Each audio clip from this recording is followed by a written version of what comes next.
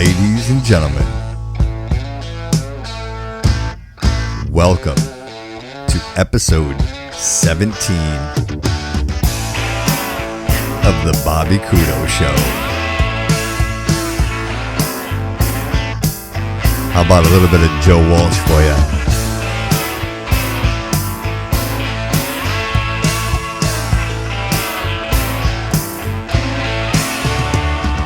One of the greats, bopping your head.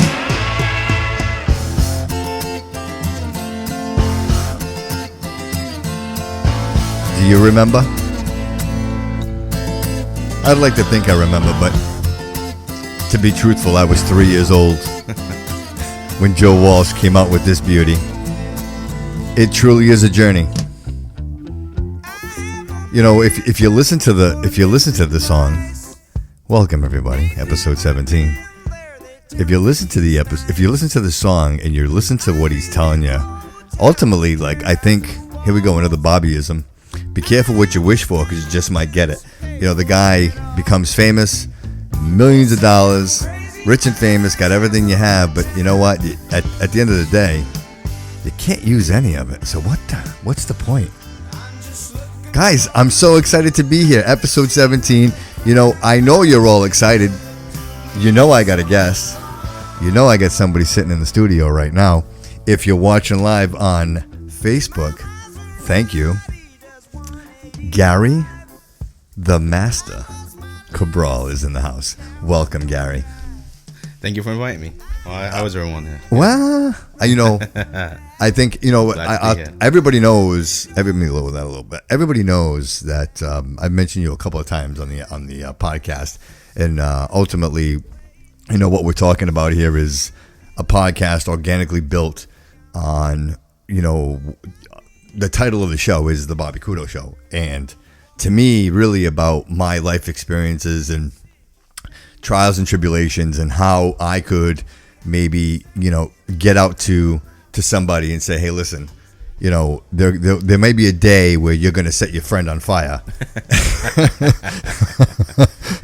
Here's what to do after and what to say. Right? How do you put them out, and how do you maintain that relationship? And you know what, Gary, I got to be honest with you, brother. I am absolutely humbled that you're here. If you told me that 39 years ago, when I learned how to ride a bicycle on your bike. Yeah, I remember that little right? green dirt bike. Looked like a little dirt bike. That was you, man. Plastic little engine. That was you. So the first fundamental task as a human, right? I mean, they say riding a bike is probably one of the, I guess, one of those things you learn. Like, yeah. I learned that on your bike, bro. No kidding. You know what I mean? Yeah, like, you're a cornerstone in my life. Right? Like, when you think about it. A little rigid, but running off the edges. So, you know, when you think about it, you know, we go back quite a while. And, you know, ultimately, to be able, you know, and I think, in all fairness, I think today, in today's day and age, it is very easy to stay in touch with somebody. Would you agree? Like, yes. You know, with Facebook and Instagram and Twitter and everything, like, you can literally have a family member. Like, for example, my wife has a brother that lives in Arizona. Like, every day, hey, how you doing? Things are good. Like, if you go back to us, there was no social media. So the idea that you and I have continued to be friends and continue to have a relationship like 39 years, even when that stuff didn't exist, right? Like, that's got to be testament to something, man. Like, I would imagine there's got to be more to it than. And in all fairness, some of my greatest experiences of my life have been with you, like monumental. You know what I mean? Like, you know, anybody who listens to the podcast can go back. I believe it was episode 4. Where I tell the story about you and I when we get arrested together. Yeah. So I mean, like, going back that far, and you think about it, like, we were in our teenage years, adolescence, and just young learning. Adults, you know, young adults and all that, and then the idea that we still, you know, we have a relationship, and regardless of how our lives, like, what direction either one of them went, like, we still, here we are. Keep in like, contact, right? Yeah. You're here with me right now, where we're recording a podcast. Like, what are the odds of that, right? Like, really serious thinking about it. That's so true. I just, you know, for me, brother, I just want to say, like, thank you very much for being here. I know that it's not easy, and, you know, life sometimes gets ahead of you, and, you really try to make the time to do glad stuff to like be this, here. right? Yeah, Because otherwise, it's a nice invite. I like it. And see yeah, how it goes. yeah, it's pretty right, cool. Yeah. right. So Right. you know, here we are, and you know, we're talking, you know, and if anybody knows anything about music, Joe Walsh, fantastic artist. I mean, music again. They're not making music like that anymore. Like No. it's come, it's gone. That whole genre, that whole dynamic of making music from the ground up doesn't exist anymore. You got Taylor Swift, you know, and I hate to even bring Taylor Swift up in my podcast, but Well, she got some talent, you know. you know what? She just wrote, like, it was funny because I was watching. I'm a huge fan of Sunday Morning. Okay. I know maybe AARP material, but regardless of that, I love Sunday Morning.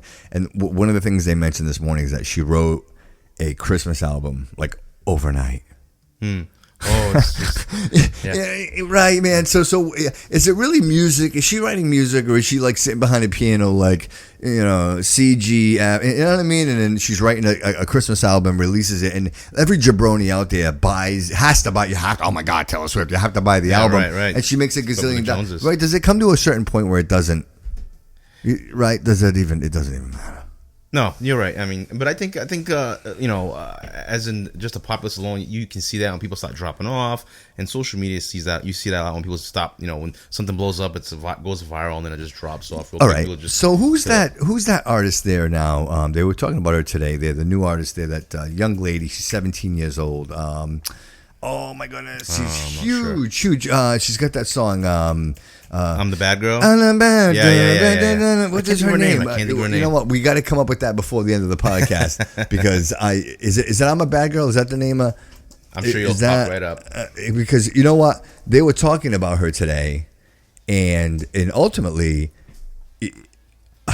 she I'm she's the bad girl. Try that. Yeah, she is self-made. Apparently, she home studio, piano. Her and her brother, they hitting a couple of keys, blah blah blah blah blah, writing some music. And who's bigger than her right now? Like they're saying that she's the first or youngest artist to ever be nominated for these certain like 4 particular awards. And you know what? The only reason I bring that up is to really just the dynamic of technology today and the ability to have this platform where you could put something out there, bro, and overnight, right? Right. And exactly right. But now, if she does have talent, she'll hang around for the long term, just like Taylor Swift kind of does. You know, she ain't like the was it Catch Me Outside girl? You know, she blows up and then drops off the face of the earth in a way because the talent's not there. You've got to keep and everything's fast paced. I think. Yeah, but is that a one album? Is that one album? Can you? Only time will tell. Unless somebody. But I listen to that song, right? And I've listened to it, and the first time I listened to it, I'm like, it's got a catchy beat to it. Yeah. Like, oh, that's a catchy beat. And then all of a sudden, I found myself. Like, okay, I'm sick and tired of hearing it. You know what I mean? Like, right? Am I well, that's wrong? the thing too. They just keep playing it and playing it for on the radio or actually everywhere now.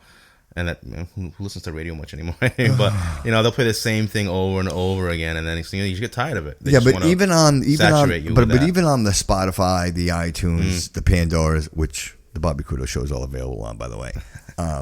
Even when you hit those type of platforms, and I think that's really the beauty. There are 2 things here. Like there were days when you had like sound studio, right? Like you had, if you were a band and you wanted to put music out, you had to go to a place, right? And there was this gigantic soundboard, right? And like 120 tracks, and you're right. There's a drummer, and you know what I mean. Like there are people actually playing instruments. You know what I mean? Jimmy Page is playing the guitar. You know what I mean? Like Joe Perry is playing the guitar, and Robert Plant is singing into a microphone. That doesn't happen today, man. Like everything is digitized. It's sitting behind a computer. Like I could listen. Forgive me for saying so out loud. I could generate better quality audio than, let's say, like Led Zeppelin did in the height of. Oh, absolutely. Right. Absolutely. Just based on the technology. Not what I cannot duplicate. What I cannot duplicate is the talent. Right? Oh, yeah. Like you can't you could say whatever you want, and I don't know if you noticed recently. Like I'm a huge tech buff. I mentioned it a couple of times on the podcast. I love it. There's something about what for me, and I always mention it again is when I look at technology, to me the technology is the measurement of evolution. Yeah.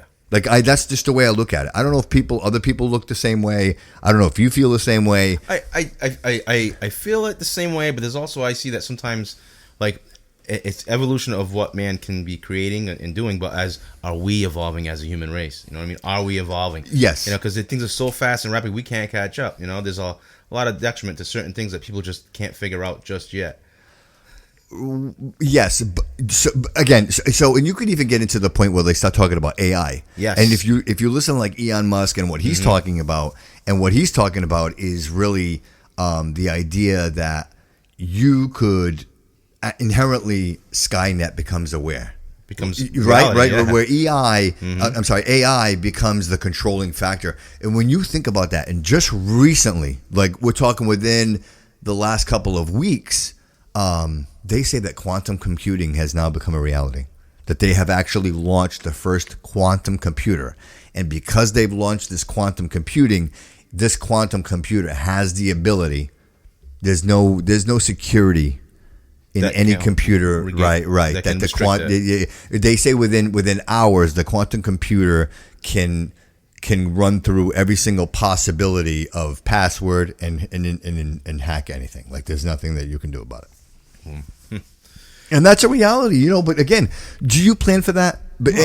And the other thing that I ask you is, do you say to yourself, is this our 2020, the millennium is right, the 2000? Oh my God, you know, the computers don't know what zero is, and they're going to crash, and it's all going to be 2K, right? The 2K scale. Yes. Like is that what we're talking about here? Is that, but again, is that what that is, or are we actually talking about technology with the ability to outsmart man? Because one thing I always remember, Gary, that I was always told a computer is only as smart as the creator. Right. As the man makes it, yeah. Right? Right. You know what? Can I tell you, you're a great guest?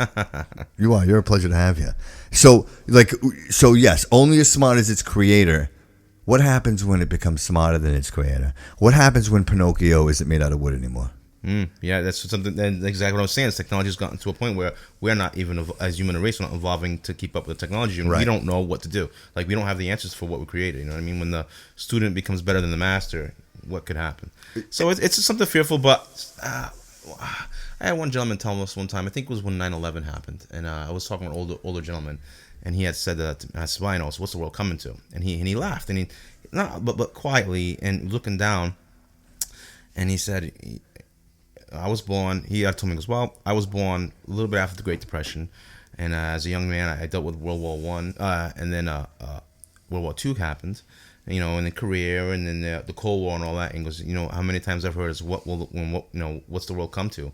He said, and through all these years, he goes, and here we are, you and I both, standing here together. Here we are, you and I, and we're still one way or another, we'll figure it out. You know what I mean? He was saying one way, the human race somehow.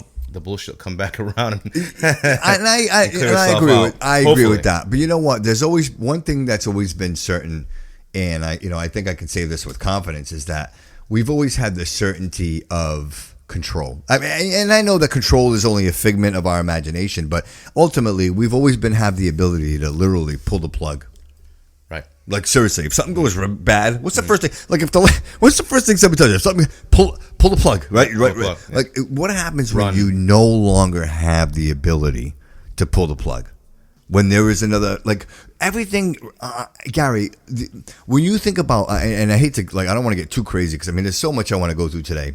It's our asteroid. You know, if the dinosaurs had the asteroid, AI will be our asteroid. Remove the humans from the human race. But like, you know, they'll find our bones 300 years from now. What if the AI tells the satellite, right? One satellite to go off course, right? They say that there are billions of tons of it's a junkyard out there. of space debris in space, and everything has an orbit, right? Mm-hmm. Does it just take one satellite to go off orbit and create a chain reaction of debris that falls and rains upon the Earth? Like I don't want to scare anybody, but in reality, like I think to myself, like when I think AI, obviously you think of things that are obviously more intelligent and going to think outside of what we normally would think of, and wouldn't that be first thing, like remove the ability to communicate, right? Like that. To me, step one. That's like, I'm not talking apocalypse here, but I'm talking if you're my enemy, the first thing I want to do is remove the ability for you to be able to communicate.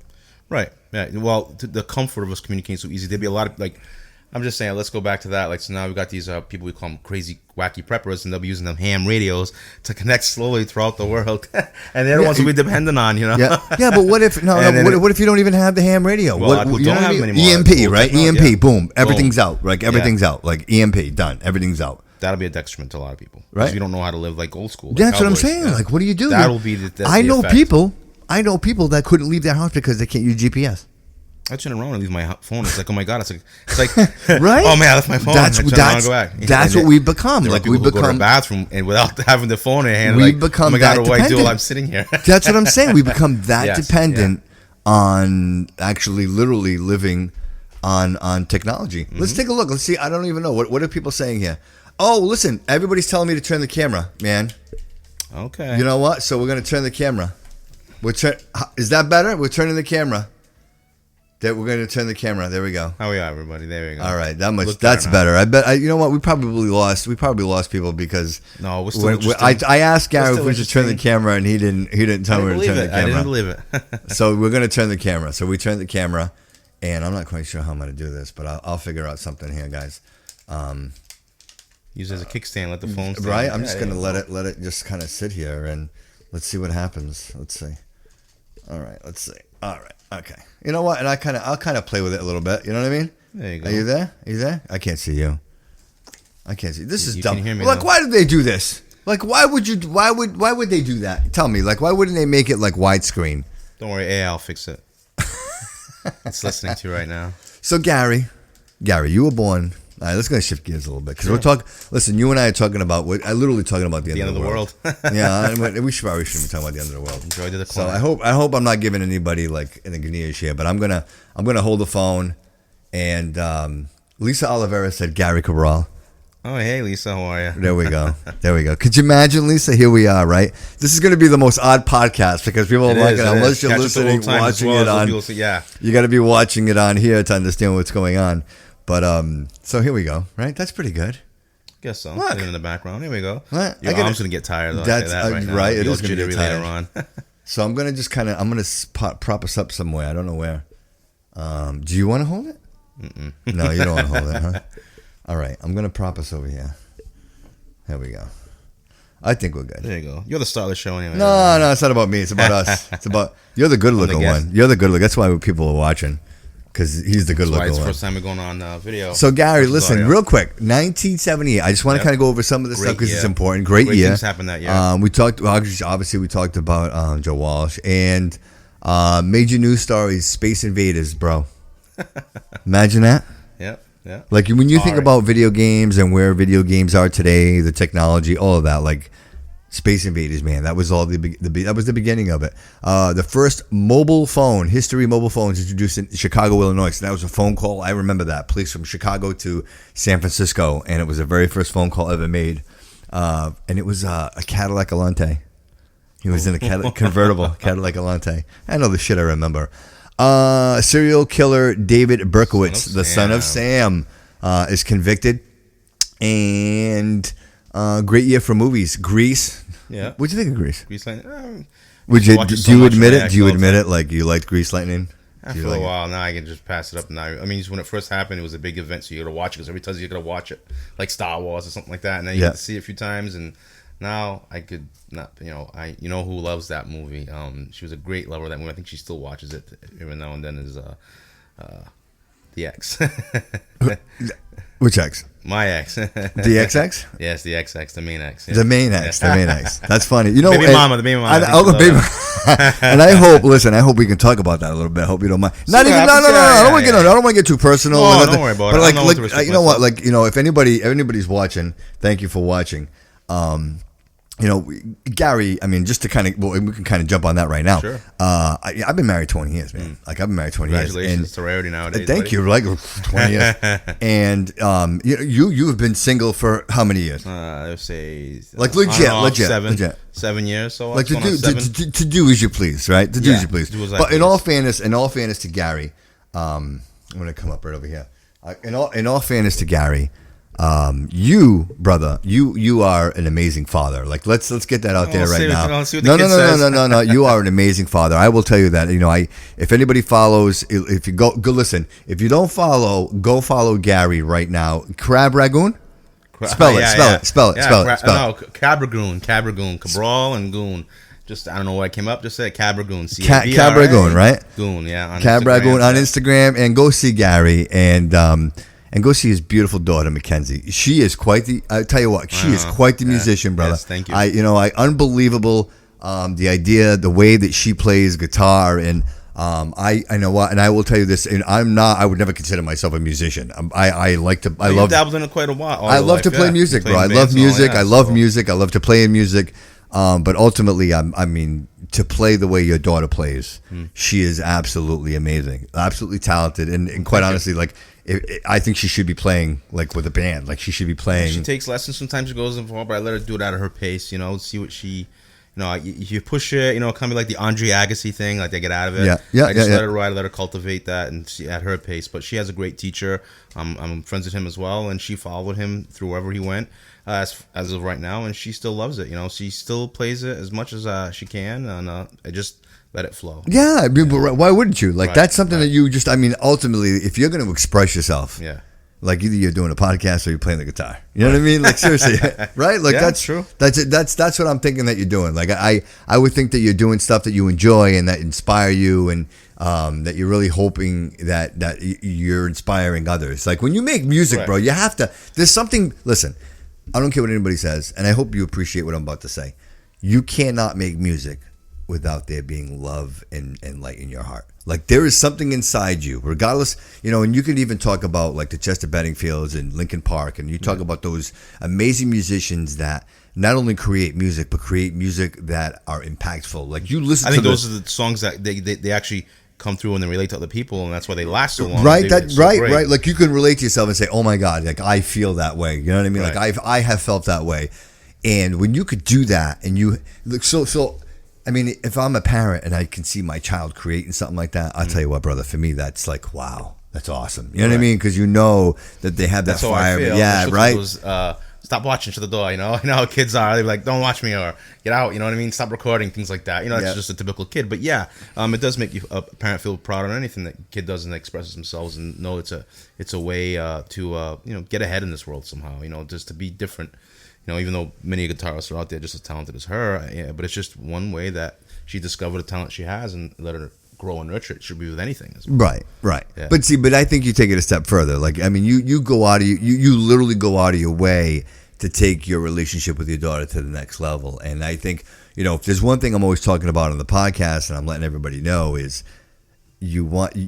every parent should be building a better version of themselves. Yes. Right. Mm-hmm. Like that's the message. Like if you're questioning, gee, am I a good parent? Like am I doing a good job? Right. If you can say to yourself, you know what, I'm trying to build a better version of myself, then yeah, man, you're a good parent. Right?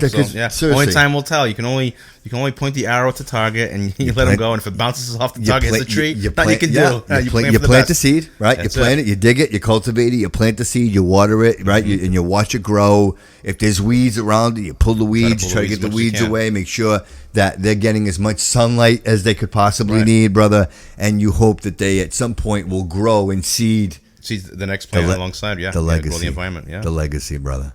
Yeah, I'm not in a rush for no legacy yet. Take a long time for that legacy. Legacy comes quick. I'll tell you. I didn't see legacy coming. And legacy came at me real quick, man. It was like bam. But you're happy. It still makes you happy. Yeah. I wouldn't change a thing. So look, I don't know if you noticed. I don't know what you think of the studio. Like, yeah, it's kind of shifting gears a little bit. Like if you notice, listen, the roof. Together. Listen, if this is the last time you guys are going to see this, what I'm actually working on is I'm doing some insulation, doing some solar, some soundproofing in the room, and I have got some soundproofing behind. If you guys can see the screen here, we got some soundproofing, and next time I'll have some lighting, some proofing, and I'm hoping that maybe when we have some other guests come on the show, when you come back. This will be pretty much done, and the studio will be completed. That's the last step for me. I think I've gotten as far as equipment goes. How do we sound now, everybody? How do we sound, guys? What's this? Listen, I'm hearing from. You need to get close to the microphone. how you want to. Yeah, you need. That's what I'm hearing. I'm hearing that you need to get close to the microphone. So we're gonna.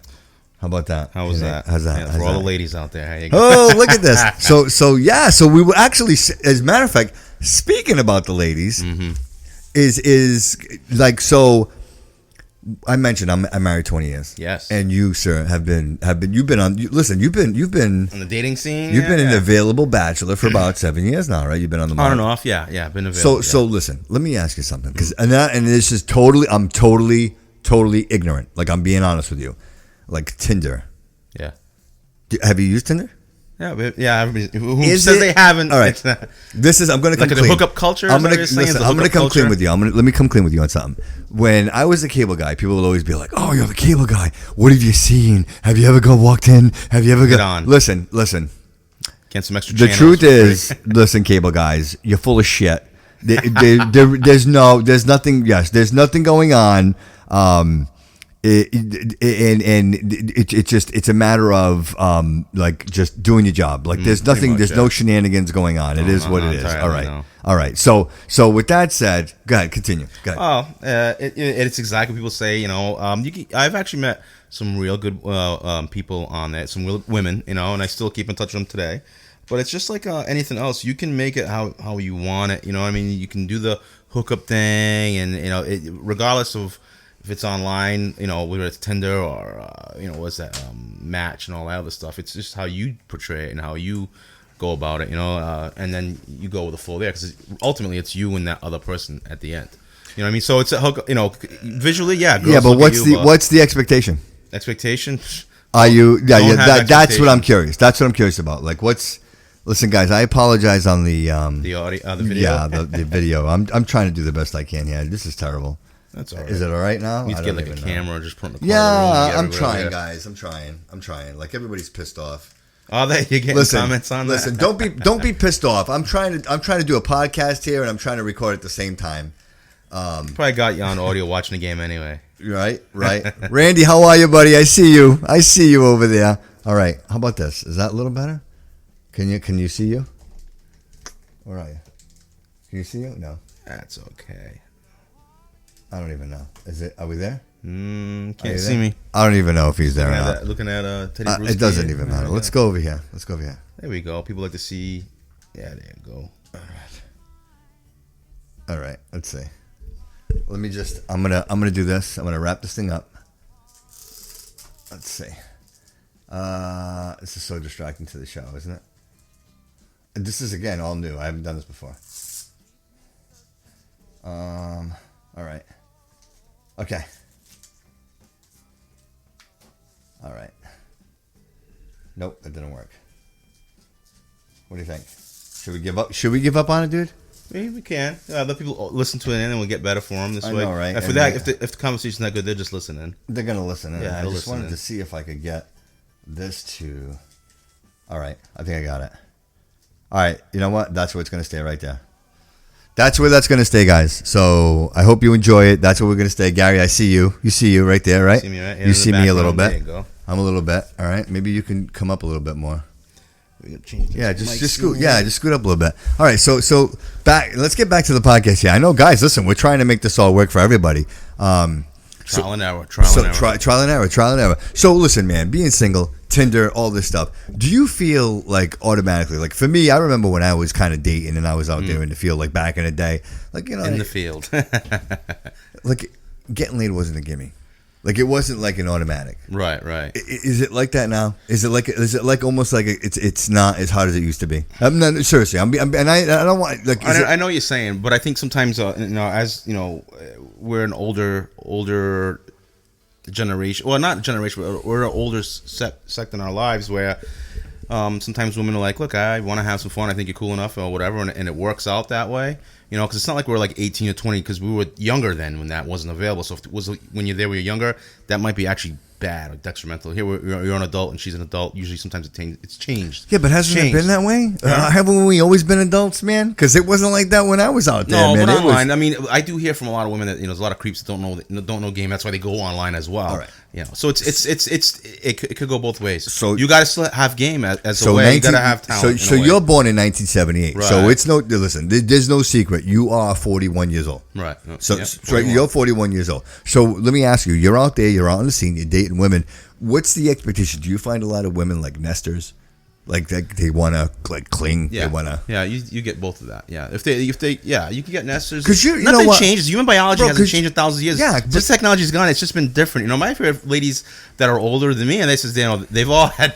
You know, I've been places and they admit to things that they'll never admit to anybody else that they know. You know, Yeah. and we're just hanging out at the bar, hanging out, drinking. It's a different environment as we're older.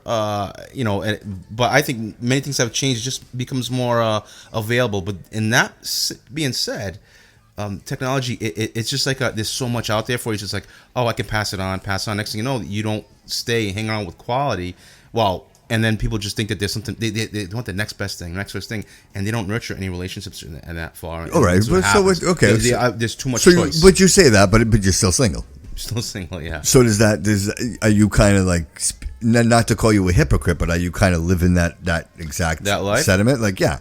Like, would you not commit because the idea of not committing is more appealing to you than committing?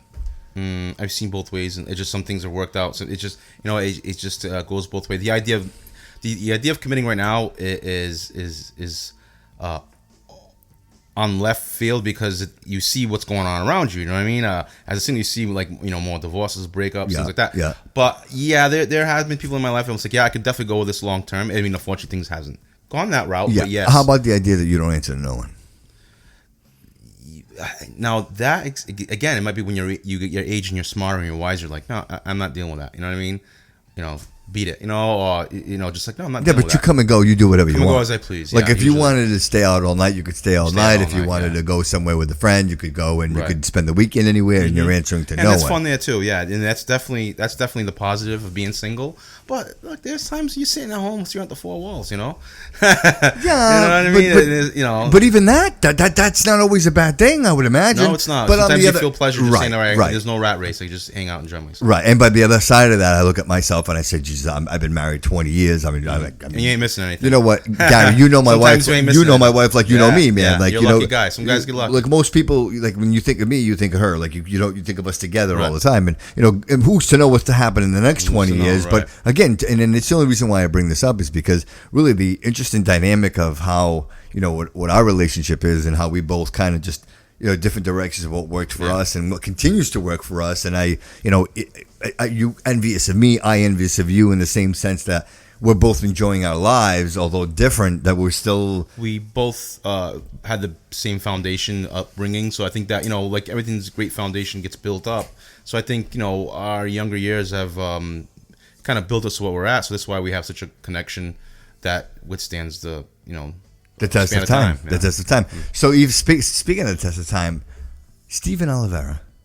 Do you remember Steve? Names, faces, I'll never forget names. Listen, man. Steve Oliveira. Yes, I know. My boy. He Yeah. was your next. It's been a while. Is yeah. he dead? No, I don't think so. Why would he be? He's dead. God forgive me. I mean, I hope to God he's okay. No, I don't. But think he's for dead. some reason, his sister Kim. Yeah. Mm-hmm. Used to work with my mother-in-law at the nursing home. Okay. And then I remember, and I always remember that you and Steve were always, you guys Right. were close. Yeah, Yeah, you guys were yeah. pretty close. You and Steve were close the way Kevin and I were close. Right. Right? Like in the neighborhood. Like that's Yeah. the way it was. But the other day he came up and I'm like, gee, I'm going to have to ask Gary if. Yeah, I don't know. Last time I remember, alive. he had married and he lived in the like New Bedford area. He had 2 kids. Married woman. I think he was a prison guard, and I think he was a prison guard and he wants to be a company. As far as I know, he's a prison guard. I hope. Yeah. I hope. And I seen him. I think maybe last year, a little bit. What over was last the year. youngest? What was her name? The youngest. Renee. That's right. Yeah, Renee. Yeah. Damn. I think I seen her 3-4 years ago in passing. But Did you know? I'm going to tell you something. This is Hey Podcast. This is the reason why people listen to the podcast. Did you know watch that? out, we're live now. I know, right? Oh my God, we're live. Did you know that Stephanie is my son's godfather? Oh, cool. Godmother. Godmother. Did you know that? Good. Yeah. No, I didn't know that. It's good Did for you know man. we haven't spoken to her in like a gazillion years. She could be watching. She could be watching right now. She could. On Facebook, whatever. Chris Costa. Hi, Steph, Chris Costa. Yeah, Right, because they're not together. They're not together anymore. I don't even know Society. what happened with that. Right. What I do know is that when AJ was born, we were all hanging out, like we were all friends. You remember, like even with Eddie and Gary, Eddie and Tanya, there was some conflict there with them too, and that kind of all happened. But that really was the determining factor, and we chose Chris and Steph to be AJ's godparents because they were at the time the most stable. They were the most stable couple. Yeah. They like we literally started early. we talked about, and the thing was we were trying to pick a couple that wasn't going to be a conflict to everybody. Like, who do you pick? Because if I pick you, this guy's upset. If I pick him, that guy's upset. You know what I mean? So you try to pick somebody kind of neutral. And I always hoped, like Chris and Steph, like, I obviously knew Steph forever and right. Chris and they kind of just didn't give a shit, and it was. Another fact of today's society, and that this religion. And they didn't make it. They didn't make it. No, they didn't make it. I mean, and I'm not talking smack or putting anybody's dirty laundry out there, because I would never talk about anybody's personal life. But just ultimately, I didn't know if you knew that's how close we were. We were close enough with them that they were actually AJ's godparents, and that whatever didn't work out. So I've seen Stephanie pop up a couple of times, and a couple of like. What comments? Is it? Facebook on Facebook, because I never used Facebook. You use Facebook? Yeah, very rarely now. I just stay off it. You know what I mean? I just busy life. I use it for the show. I use it for the show. That's really my Facebook world. I'll tell you what, like all the research that I did said you can't survive it without social media. There's no podcast without Facebook. You need to have it in order to get. So by doing so, there are a lot of people like I know that like Lisa's watching. Hello. And said I mean she, like these are the people that have kind of come back into. That's the connection we have. That's what helps people connect most of the time. And I never realized how, like, and forgive me for saying so, because I never had a Facebook. Mm-hmm. I didn't realize how it worked and how it all made those connections. And that's really what it does. Is like once I connect with you, it knows, the whole everybody that you're connected with, and it continues to do that over and over again. And the next thing you know, you got all these connections, which which I think is fantastic. And I mentioned it, I believe, episode 16, where I felt like I was in a time capsule, bro. Like I was disconnected from the world for a long time, man. Right? Sometimes you need to disconnect. Yeah, and that's what I do sometimes. I break off, and I'm not on there for months. I'll come in, do some kind of promotion or whatnot, myself, or see what goes on. Then I'm off. Sometimes you can sit there, but that's the thing. You can sit there for hours and worry about everybody else's life. Yeah, you know what I mean. Sometimes I do better just on my own. I do the Instagram and all that, but yeah, Facebook is nice if you know how to. I know, and I'm just learning it, man. And I see and I try to figure out what like people are doing, like because. There are certain ways to promote the show, and I'll be honest with you, I do make a financial investment through Facebook. I do post, and I'll actually pay to boost the post and try to obviously market the show because I want the show to be successful. So I do that, but I always before I did that, I never realized the way Facebook made money. Like ignorant of me, right? Like I didn't know it's AI, like you're saying. Yeah, but I knew that Facebook existed. And I knew that it was free, right? That was always free to use. Yeah, the perception. Right. Yeah. But I never knew that you actually that there was a way for them to generate the revenue, and the revenue comes from the marketing side, businesses, and then advertisers, podcasts, so whatever I'm trying to sell. Like even for example, if I happen to mention, I don't know if you've been on Etsy. Etsy. I've seen it. I've been on through. Have you checked it out? You look at have you seen the gear? What do you think? I mean, is that pretty cool? I mean, definitely. I'm not telling you to buy it, but just looking at it and seeing it. I know you should buy it. www.etsy.com/shop/the Bobby Kudo Show, or just go to Etsy.com, put in the BobbyKudoShow.com, and just the Bobby Kudo Show, and all of our merchandise is there, man. Like I can't understand. I got a couple of sales. We had a really good month last month. This month's kind of not so good, not so good. But it is what it is. It's who's buying the merchandise is the people that are listening to the show. So if you guys haven't already, Christmas is right around the corner. If there's someone out there that you love dearly, then you need to get them the Bobby Kudo Show gear. Like that's the only way to show love. Would you agree? Yes. There's no other way to show love. I maxed out my credit card just buying all the stuff. I would hope so, man. I would hope so because I maxed out mine, man. You know what I mean? So listen, real quick, like just kind of circle around back. 1978, the year you were born, brother. Yeah. Some of the things that were going on. Did you know that the average cost of a new home was $54,000? Oh, could you imagine right now? Hey, guy, go buy a house, $54,000. Yeah, it's a trailer in Florida. And it's funny because you're a real estate agent. You know? Yeah. Like, what's the commission on selling a house that's $54,000? Like, seriously. Probably like 2.5%. That's not much at all. Probably like about under 1,000, if that. You know what I mean? 54. 10% Yeah, but of you're talking. 5,000, Listen, you're talking 400. 1978, bro. Huh? You're talking 1978. That's some coin. Yeah, everything's coin Right? back then. Yeah, Right? All Get coin some- is good coin. That's Get what I some think. bell bottoms. Right? Right? Bell bottoms, the button up. Average income per year was $17,000. Wait, that's gone. Wow, I'm still at that. Hell no. Average monthly rent was $260. Gasoline. You were Yeah, filling that baby up at 60. Listen, I do remember I know you remember your parents walking with a $20 bill, fill her up. Yeah. Right? Mm-hmm. It was always. I always remember my parents saying, fill her up. You don't say fill her up today. Because fill her up will cost you $80. Actually, there's nobody to tell filler up to. No, You're you're the right. one filling it. Do you know that in Weymouth you can't pump your own gas? That, and I think the state of New Jersey, you can't pimp. Imagine gas. that. Yeah, I had a buddy that worked at Cumbies, like doing extra part time, and he had some dude. Was he a petroleum exchange engineer? Yes. No, he was actually a monetary exchange and goods provider. But he had told me that some guy came out and he says, "Hey, you're gonna come storming into the store," and he's like, "Hey, I know it's not the greatest job in the world yet, but you're gonna do yours or what?" And he's like, "What are you talking about?" He goes, "You gonna come fill my tank up?" Oh, and he's like, "What?"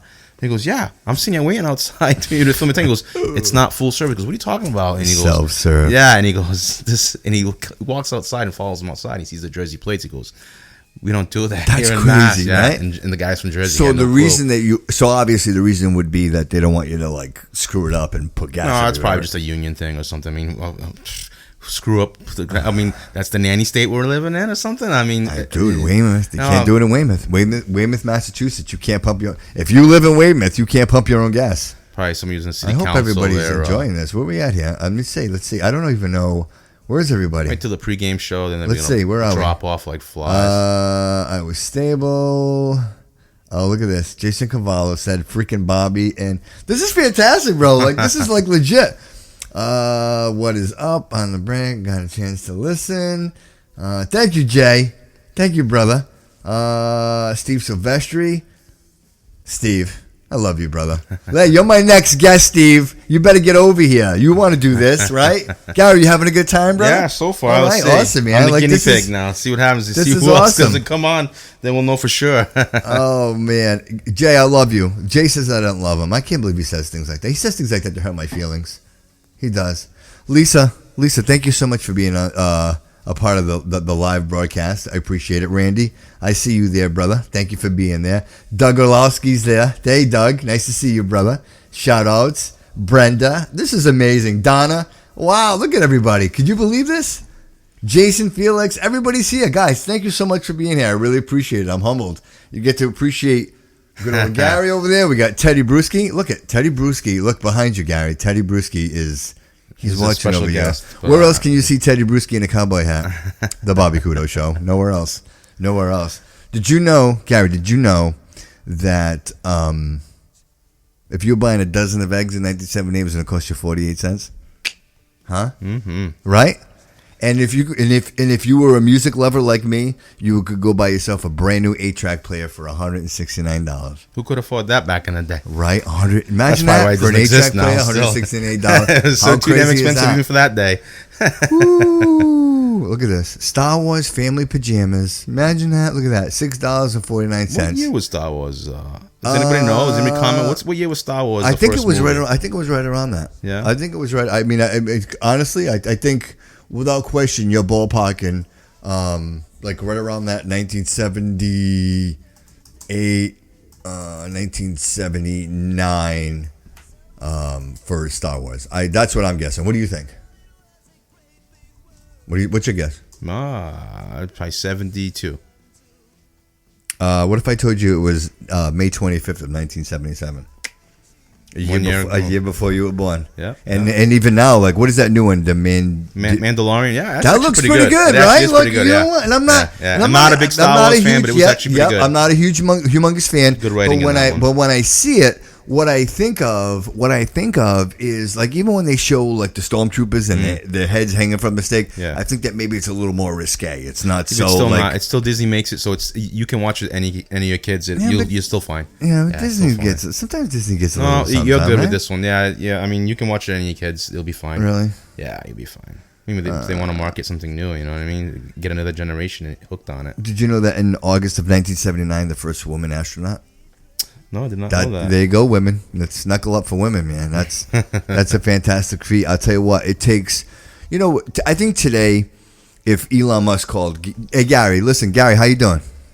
How you doing, Mr. Musk? Listen, listen. Dragon 9 is gonna go into space next week. What do you think about going for a ride? You want to go? No, you crazy? This is what? This is 1978, right? No. This is today. Today? This is right now. This How is much? today. This is First today. question Right is now. how much? How much? I'm does it going for cost? free, bro. I'm going to space. Oh yeah, I'm for the why ride. not? Yeah, I'm going for the adventure where ride. No one man has gone before. Like right? I think, Well, as not of many. right now, I think that they have actually launched and returned. I think it's been People in space? 41 times. No, the rocket. Oh, the rocket. Put somebody on that thing. It's been Then I'm impressed. 41 times. Put somebody on. Right? give Right? him the peanuts on the plane and bring him back. Then I'll be impressed. They are actually developing a capsule, an escape capsule, in the event that the rocket does fail, that it launches you and you're safe. Where you go?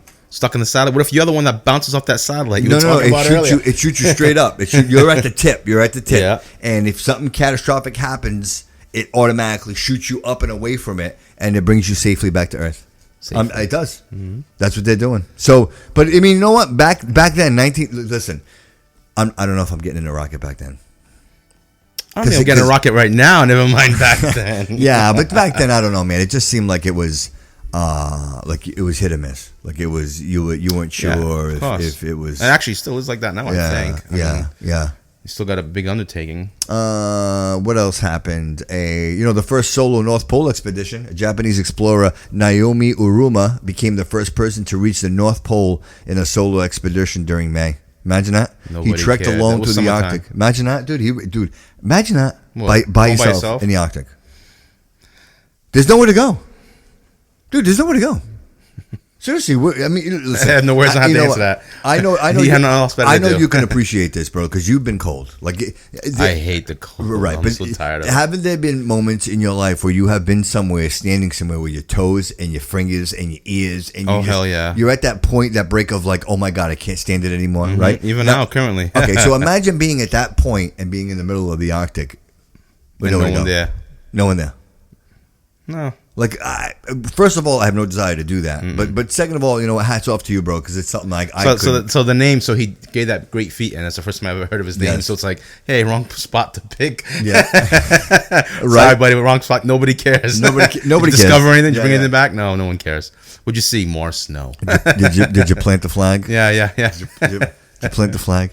What was that movie? The Thing? It melted. Thing. Global Did you- warming. Great movie.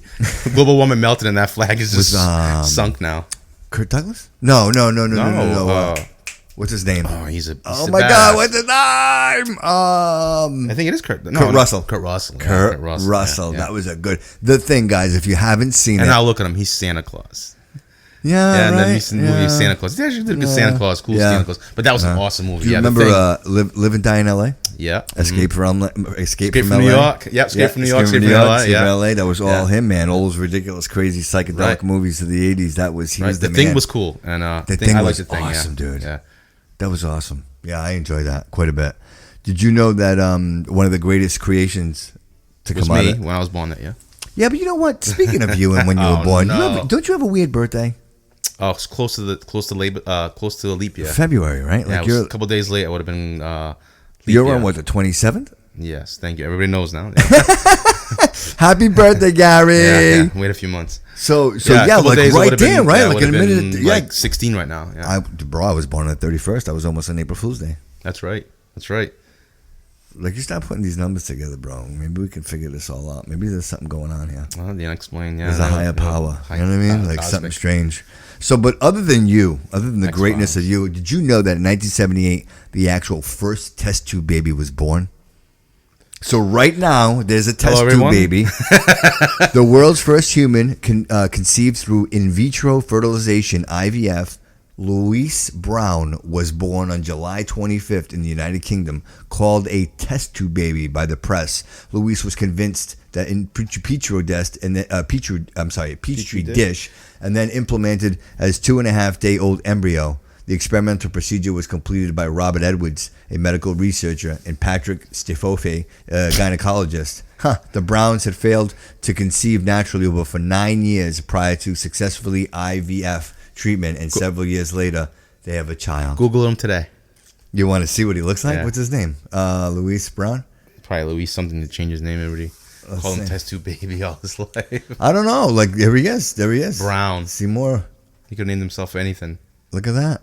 Look at that. Louise Brown born, and he was born in Oldham, delivered. He was born 5 pounds, 12 ounces, man. Old Ham couldn't get it going, so they needed a test Wow, tube. that's crazy, man. Again, evolution, right? The idea that you could, right? Yeah, I guess so. You know what? Yeah, so you got to try everything. Yeah, I'm sure there's misfits of everything. In that we ever tried. But you look at this and you say to yourself, like, at this point, now how many children are alive today because of the in vitro process? Like, there are a lot of people that couldn't conceive before that now. You know what I mean? Our biggest problem when we were teenagers was we were trying. Avoid that. Yeah, we were trying to avoid it, but still now, on us today. Still on yeah, today. well, I mean that's why they got contraceptives. You know what I mean? So you try to just kind of maintain even the idea like lifestyle. You know what I mean? Like, this is where I want to live, and if you want to have a kid, you do. If you don't, you don't. But you know, a lot of people here that couldn't for whatever reason. Oh yeah, it's a great little thing, right? So it's got to start somewhere. So this dude right here is like the pioneer. He's the first, right? So, right? Yeah. But you notice it was in the United Kingdom. It wasn't the United States. I think they would make that happen. I guess maybe it was the religious sect in this country. They weren't ready for it. We're still not ready for a lot of things in this country. Oh boy. Let's see here. Oh, I think people want to see. Kind of looking through here. We're kind of going through. And wasn't it 1978? Deep Throat. Steve, this is a family. It's Jake Cavallo. Jake Cavallo. This is a family. This is a family show, sir. That's awesome. But that's possible. Actually, you might be right. It could have been. I'm not quite sure. I'm not even looking that up. I can't believe I said that out loud. But anyway, back to what I was actually saying. Other than you. Another great creation. I don't know if you're a fan of Garfield. Are you a fan of Garfield? Yeah, when I was a kid, I also watched the comics and all. You know what, bro? Garfield was kind of for me. Either way, I could either take him a look. Because to me, kind of Garfield always seemed like the kind of lazy cat. I've always been Lazy like, I'm always been like, bastard. anybody who knows me knows. Odie was better. Dude, if you know me, right? Like, remember, where did everybody go fix their bicycles? Right? Bobby's house, right? Like, so I've always been like 100 miles an hour. Like, the idea that Garfield was kind of like fat and lazy and lasagna, right? Like, he was kind of. Yeah. Nothing, man. Like, I had nothing in common with him. Right? Me, I had. And you know what? I love being poor Odie, dude. He was a dick to Odie. Odie didn't deserve that shit from him. Odie was a good guy. You wouldn't watch it if it wasn't happening. He was always looking out for him, right. though, right? But he was a dick to him. So I think that's not right. I don't think that's right. I'm with Odie. I'm with Odie. It's not PC nowadays. That wouldn't happen. Well, a lot of things. People would a lot uproar, of things on PC. Like, they were talking this morning. They were talking about Archie Bunker. And that will never come back again. Well, hopefully. I mean, thank God we have the advances of the internet. We can do anything we want on it. That was a great show. I mentioned it a couple of times, and I'll mention it again. I am a huge fan of Sunday Morning on CBS. Jane Pauley does it now. And today, as a matter of fact, I watched it, and I'm hoping you and I can actually talk about a segment of it. But one of the segments of it was Mel Brooks. Oh, okay. And like Blazing Saddles. Yeah, it won't happen anymore. History of the World, 1 and 2. And she actually asks him, Jane Pauley asks him, she says, "Do you think your movies would work today?" And he said, "No. No, we got people complaining about the Peloton commercial. Come on now. These are people who are upset. They got nothing else going on. Right? The Peloton. You're so right that it implies women in a certain way. When I first saw that, I'm like, wow, that's an upset woman who will never get on that damn thing herself. Who started that because she can't find a man to buy her a Peloton. Yeah, that's wrong. Right? Because obviously she wanted the Peloton. Her hubby got her one, and she was so happy to have it. She recorded her experience experience with it, like that's the whole, like, isn't that what we all do on social media? Don't we all share, They like, made a joke on right. Saturday Night Live where it was just last night. They said, the joke was, Peloton, hey babe, keep it tighter than the babysitter. right. Like, seriously, like that. You know what? Message to all the ladies and all the men, all the gentlemen as well. Listen. You know what? Just because you're married doesn't mean you stop trying to look good or trying I hear that more than not. That's why the relationships have failed. Guys get comfortable. Man. And you know what, man? I am anything. conscious, man. I am consciously, and I try to eat right, and I try to keep myself somewhat physical and somewhat attractive, right? Because you got to let her know that he still has some game, something to be ventured for. Bro, I'm smart enough to know, because if it ain't me, it's going to be somebody else. That's exactly right. A lot of guys need to know that. Right, Yeah. right. Seriously, gentlemen out there, PSA. If it ain't you, it's going to be somebody else. Like, absolutely. She will replace you faster than you can find someone else. Absolutely. And I think a lot of people need to really put themselves in check. And you think because you got a brand new Adidas sneakers, you're all that in a bag of chips. I'll tell you what, that ain't the case at all, man. Because you know what? It's not only that. Nobody's perfect, but you got to keep getting hotter trying. and hotter. Because you know what? Before, I think, when you looked at a pool, like the pool was your neighborhood. Today, the pool is the world. You know what I mean? Oh, and they say what? Facebook is one of the almost 50% of people who have met new people online and have broken relationships, whereas divorce is through Facebook. It's through Facebook. So, one, you're finding romance, and two, you're killing it all at the same place. You know what I mean? But again, to your point, it's there. You know what I mean? So, I think people are looking for romance when they don't have it. At home, yeah. Right? When you have romance, you're not looking for it, right, man? Like, I tell you what, the last thing I'm doing is when I have a good meal, I'm not looking for food. That's true. Yeah. Right? Like, I'm not looking for food, man. If I sit down and I have a good meal, you got to throw some spice in it every once in a while, right? You got to throw some spice in the food. Right? Yeah. Sometimes you get a little crazy. Spicy. But the bottom line is, if I'm Phil, if I have my fill, bro, the last thing I'm looking for is for more food. I'm just not doing it. So, that's a message to everybody out there. And that goes for you ladies, and that goes for you gentlemen. Same way. Spice things up, ladies. Spice things up. Yeah. I mean, make it interesting. Like, why would he want you, right? Why would she want you? Like, make it pointful. Just because you go to work every day, don't we all? Yeah, right. It's got to be more than that. I would imagine. Yeah. I would imagine. And so that was some of the things, bro, of 1978 that we just wanted to talk about. I know it was the year of your birth, and I kind of thought it was kind of interesting. The Volkswagen Beetle, what is that? After nearly 30 years, the Volkswagen Beetle, they stopped production. Remember your Volkswagen? Remember that green Volkswagen? I love that thing, bro. Speaking of mechanics, you were on that thing a lot. I remember a couple of times. What, the Eagle or the Volkswagen? The fire department came. Yes, with the radiator. Yeah. That's so funny you mentioned that, because when Rachel was on the episode For Better For Worse, I actually mentioned that she had driven by. She was with, she won't say it aloud, she was with her current boyfriend at the time, and they were driving by, and I was working on it.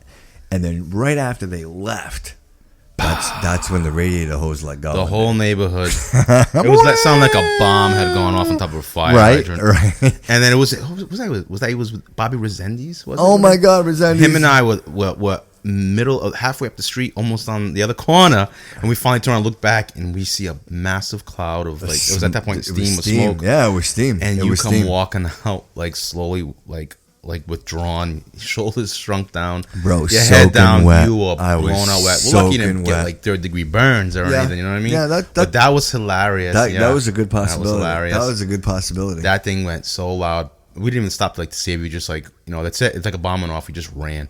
That was terrible. Murphy called the cops. She was her. Oh, she did. She called cops for everything. She's dead now. She died. Died. What a miserable bitch she was. God forgive me. She was just miserable. You know what? I get it. Was Mr. Kitchen the same house? Remember Mr. Kitchen? Yeah, I remember Mr. Kitchen, though, but they were further up. They were the ones that called our parents and said that we were going through the trash, and we all ended up getting beatings for it. Do you remember that? What were we going to the trash for? We were getting the model ships. Remember we were looking for the models? Remember it was on top. I don't remember that one too much. So they were going through their trash like that? It was on top. It was on top. We were looking at it, and they called and said that we stole. Trash picking? No, that we stole out of their basement, and it wasn't. You gotta be shitting me, really? Yeah, they said we stole out of the basement, and it was the trash. So you got beatings for that one? I got so many beatings, I don't remember what I got beat for. I remember, bro. But you know what the funny thing is anybody who knows, you moved in, Stephanie lived in that house. So when you came into and I mentioned this in another podcast, when you came to the neighborhood, we were kind of like, because I took Stephanie. because Sure, I live on the third floor, like the driveway next door. How displaced was she? she really wasn't. But that was funny. And then she came in, and then you came in. I'm the new guy in town. The new Remember guy, when the first you time I and met her, Randy. and she'll recall this.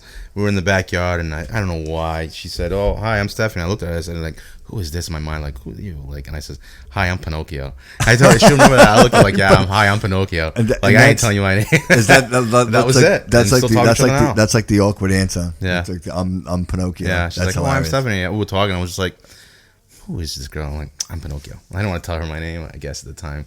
I remember that. She'll recall that if she's still listening. U.S. stops production of the neutron bomb, 1978. The neutron bomb. Imagine that. Like, I thought that was a song. Do we even talk about that anymore? Like, seriously, I only bring that up because honestly, like the level Doom of and gloom, huh? right, 78. but like the level of intellect of what we talk about, like when you go back to like 1978 and you look at the Russian threat. Because that's what it was. Like people were afraid of Russia. Like people thought that. Don't you remember? Like the missiles were coming, and Cold War, like even Rocky was going to fight the Russians. You know what I mean? Like it was the nuclear threat was like imminent. Like that was it was the way of keeping you in check. Like you were afraid. Now they're an internet threat. You know, Yeah. they're going to be face impeachment. They're gonna, they're going to impeach the president because of that. Yeah, Right? exactly. Yeah, Right. But you know what? I'd rather them talking about that than talking about like blowing up the planet. What do you Jumping think? on the desks and doing the bombing thing there, the little thing as a kid. Remember What's that? that? What's that? And they used to train you to jump onto the desk and keep yourself Oh together. yeah, put your head between your legs and kiss your ass goodbye. But pretty much what it is. Yeah. Being a little small ball so you can still account for you when you're dead. But Jimmy was listen, in class, row 3, let 5, me ask you this. seat 5. Let me ask you this question. I'm gonna be honest with you. Do you think at any point, like knowing what you know today as an adult, you know what I mean? Like we've been through quite a bit. We've been through a couple of presidents. We've seen a couple of things take place. Do you think at any point there was a nuclear threat, or was that a great way of controlling The masses? controlling society? No, I think there was an actual threat, but I think at both sides they both knew that. It's like, Yeah, but you is know, it- if you bomb me, I blow. You know, if you bomb me, I bomb you. The world is over. Right, but so is they the- both kept it that way. Is the threat created No, because it's in benefit of an idealism? Like if you're but if it you're could be. listen, if you're afraid of him, and I'm telling you that I can protect you, does that make me relevant to you? Right, of course, yeah. See what I'm saying? It's a sense of human nature. So without Russia, right? Without Russia and the United States government saying, "Hey, listen, Russia has nuclear bombs, but we have nuclear bombs." So if Russia, like, so you need me, Uncle Sam, you need me to protect you. Is that where that idea of, hey, listen, I support that because they can protect me, or is it the idea that I'm afraid for myself? Like, oh my God, there's nothing I can do about if Russia hits the button, if they push that red button and they send a nuclear missile over here, there's nothing I can do. Nothing you can So do. the only people that can protect me is who? Uncle Sam. Uncle Sam. You see what I'm saying? Like, Right. so is that what that was? And the only reason that idealism doesn't work exactly today is because I think smarter. that we're smarter, right? Yeah, I mean that was probably a way to keep the military industrial complex going, so they scare the people and say, "Oh, you got to protect our military," and then someone's making big money. Can I take this a step further? The Holy Bible. No, we have to go. No. And I want to use the two as a comparison, and I want to say exactly what I just mentioned to you: the threat of a nuclear attack from, let's just say, a foreign source. Let's not even say Russia. How about let's just talk about abomination, like just the idea that it's just abomination on an epic level, right? Like the end of the world. And then you look back and you say, isn't that what the Holy Bible was? Wasn't the Holy Bible Genesis? telling you, hey, listen, if you don't do this, if you're not a good person, Someone's watching you. Don't do evil. Right, it keeps the masses in control. Right, and then and at some point the end of the world is going to come, From and when it hedonism, does, yeah. you're going to have a good spot. Like, isn't that inherently the same idea of control? Yeah, that's what it is. I mean, the Bible is actually, they say it was written 126 years after Jesus died, and all the apostles were brutally killed. Yeah. So, I mean, do I have my reservations about a lot of things written in that thing? Yeah. Oh yeah, hell yeah, Yeah, I do, yeah. because I'm smarter now. And this again, two things. One, this is not a political show. That's one. Well, you know And what? This is two- the internet. It could be anything we and want two, it to be. I know. If you don't like it, But- tune into but- the next episode. I know, right? And ultimately, it's not a religious show. But when I look at these things, and I just want to look at them for what they are in face value, and saying, "Hey, listen, these are methods of control." Like literally, when you think about this, and you really look at what the message is, these are ways of controlling human behavior to say, hey, listen, if you don't keep your shit together, like Big Brother's gonna come get you, exactly right? Seriously, it is a way to control people and how to manipulate them. It's been like that since the dawn of time. I'm sure there's happened before things were recorded. That's what I predominantly think. That's what's going on. Even to now, people, they'll control us in a different way, or they'll say, just like right, the Cold War was over, we had terrorism. You know what I mean? And now everybody's worried about the terrorists. Terrorists duct tape your doors. Things like that. It's another way to keep people thinking. The majority of the masses. But I think people have a way to be advantageous to it and make a whole ton of money. Want to talk about movies? Yeah, sure. Good. I not that keep I don't it clean. Listen, I love talking about when culture. I'm all about culture. I'm all about the social element. I'm all about like the idea of when you talk about the Holocaust and you talk about things like Hitler and that idea, and I'll always go back to it and I'll say it out loud. The power of thought.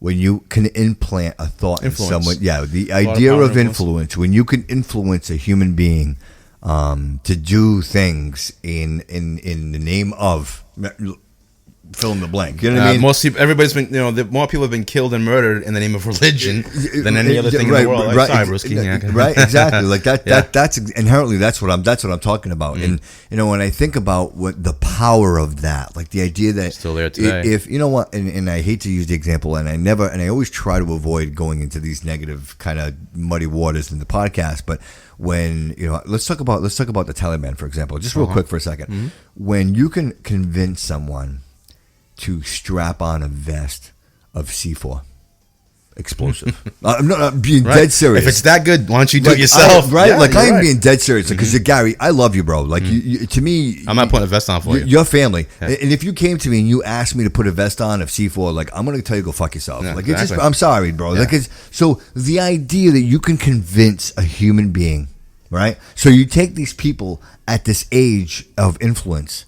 Whatever you tell them, like if you tell them a fork is a spoon and a spoon is a fork, that's what they're gonna know. Like they don't know any different. You know what I mean? Well, that's the aspect they don't. I mean, the guys who've done that, blown themselves up, didn't have much in their lives, and then all of a sudden they get rewarded a little bit of here, and they give them the AK, but isn't that the recipe? Isn't that the recipe? Well, here we have everything, so we don't do anything extra. It's the recipe. It's exactly the recipe. But what you have nothing to look forward to. That's what you mentioned. You mentioned the recipe. You don't know anything different. And I think part of that recipe is you have nothing. That's exactly what you said. Have nothing. So first of all, you take away everything. These people are living in the middle of the desert. They're in poverty. They're going hungry every day.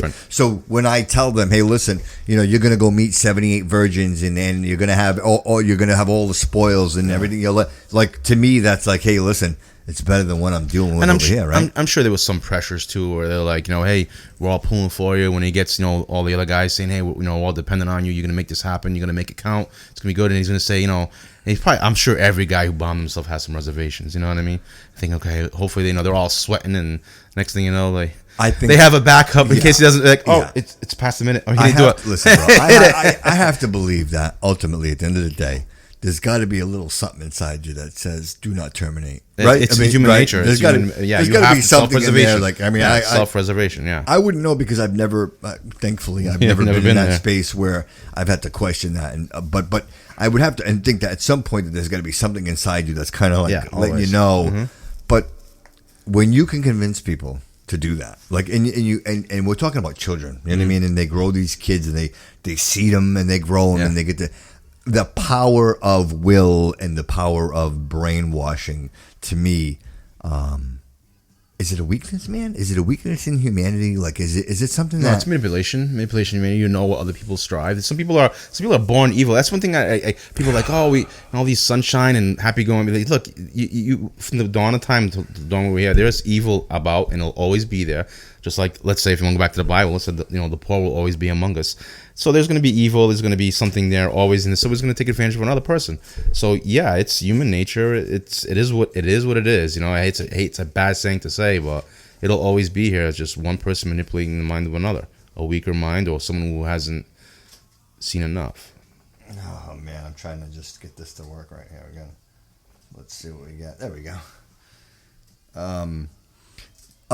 Yes, but with that said, you still have to convince somebody to do that. You have to there's got to be something inside you that's going to make you realize, or even buy into the idea that you're going to go ahead and you're going to strap on a vest and you're Right. going to take yourself out. Mm-hmm. Not to mention the idea that you're going to be taking other people out with you. Like that has to, right? That has Yeah. to. I mean, maybe, I'm sure there's somebody out there who's almost done it and hasn't. You got to bring him into the podcast. I know, right? Yeah, Find that someone guy. who find that guy in the Find that translator. guy. Yeah. But I mean, again, and that's the only reason why I even brought that up. But Oh, like those people did the mass suicide there. What was that guy? Had everybody drink the punch. right, like how do you convince people to do that? Right, like this Be a real again, good right? The influencer. power, right, right. But anyway, so It's like the opposite of Tony Robbins, you know. right. So, just to answer Jay, yes, Jay Cavallo, we're going to be coming over for the holidays, brother. I know that you've been asking us to come over. For Always quite thinking some about time. himself on the podcast. Right? You know, he could have What called the him after the hell, podcast. Jay? What? That's all he's got in his mind. That guy always like that. Right. One Way Jay. Looking He's out calling. for He's you, Larry. calling you Just One Way Jay. I'm going to make a T-shirt. One Way Jay. Did you? That would know, probably sell more than the body. Kudos Did you show. know? Listen, you know what? That was hurtful. Did you know? If it sells, who cares? Yeah, that's really what it comes down to. Seriously. Did you know that Grease was released in 1978? Yeah, we talked about that earlier. I believe we did. Yes. But we didn't talk about it. Talk about it. No, I mean, Summer Girl. It was nice. It was So a fun, so John song. so John Travolta and Olivia Newton-John, Yeah. right? Do you remember this? Yep. How do you feel about it? I got chills. I don't know. It brings you back to a Cliche? fun movie. Cliche? Cliche. Yeah. Cliche sounds good. You know, good feelings. How about Saturday Night Fever? It's been a while. I don't remember all of it, but yeah. John Travolta. So they actually say, no, listen, and a disclosure, I don't care whether or not, but they say he's gay. He'll come out eventually when it's time or when it's when it's good for PR. Does he do that on then his he'll do it. private jet, or does he? Maybe maybe he knows Epstein. Maybe Because there was some quiet. There was a lot of quietness there. Like, speaking of Epstein, do you see that, man? Like the Prince now is all. Smollett did it. You think so? Jesse Smollett did it. That's hilarious. Yeah, I don't know about that. I mean, I when I saw that, I said that guy will never make it out alive. And sure enough, I was like, holy crap. Are you? I remember telling my brother that. Do you like Steven Spielberg?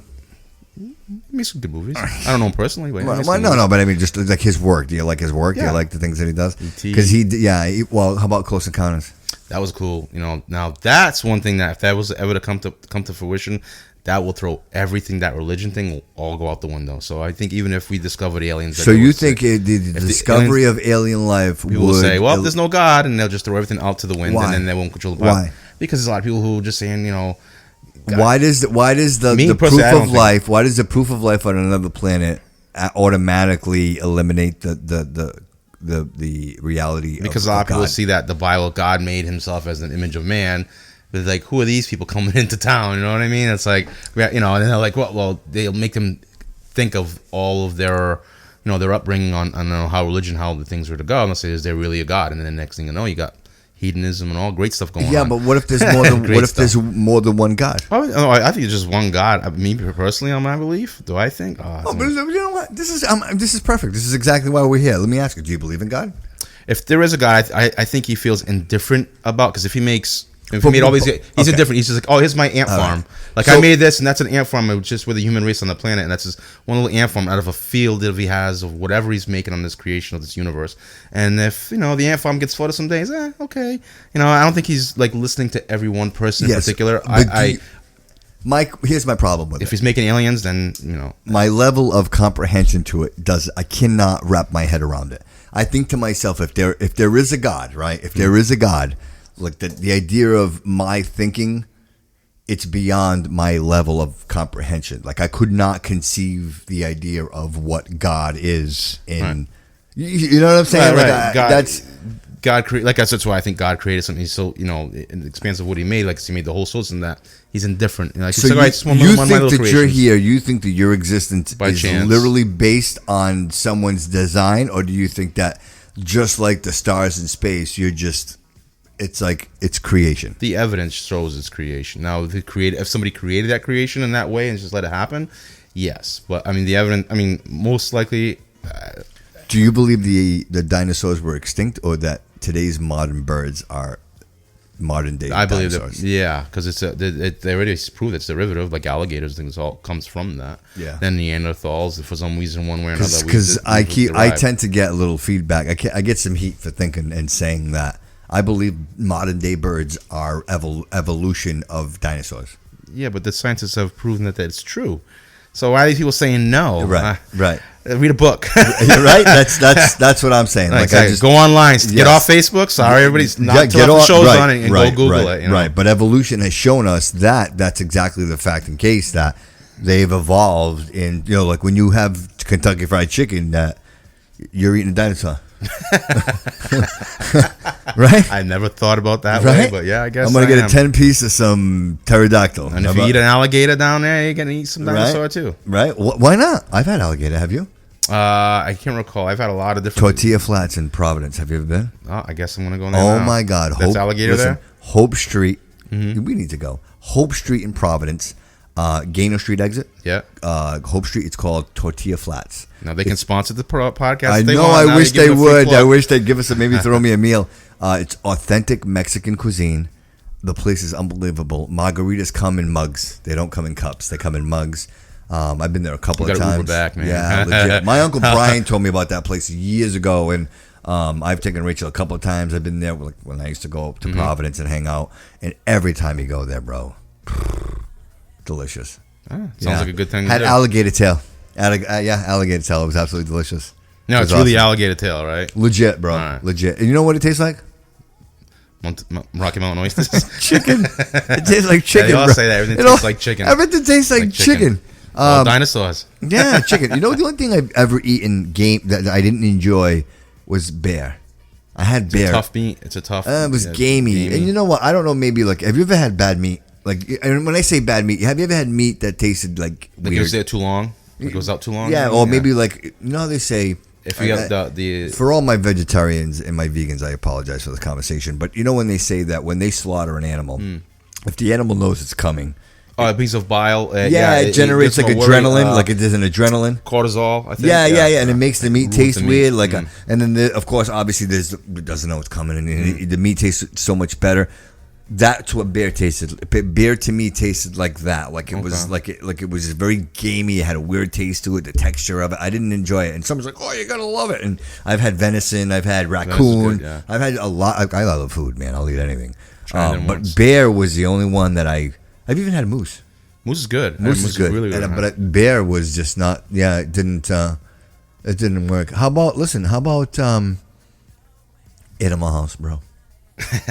That's you know what? If you talk about John Belushi, man, that's what the name comes to mind all the time. There's a lot of great actors that were on that movie. But there was something about that movie. You know what I mean? You talk about movies and epic movies, and they're just movies that are staples of society as we move through the years. Right. And when you think about Animal House, that's one of those movies, right? I mean, it maybe not a younger, not like the 18-year-olds of today, but I can see myself. I still make jokes, and the younger crowd, the younger kids, like.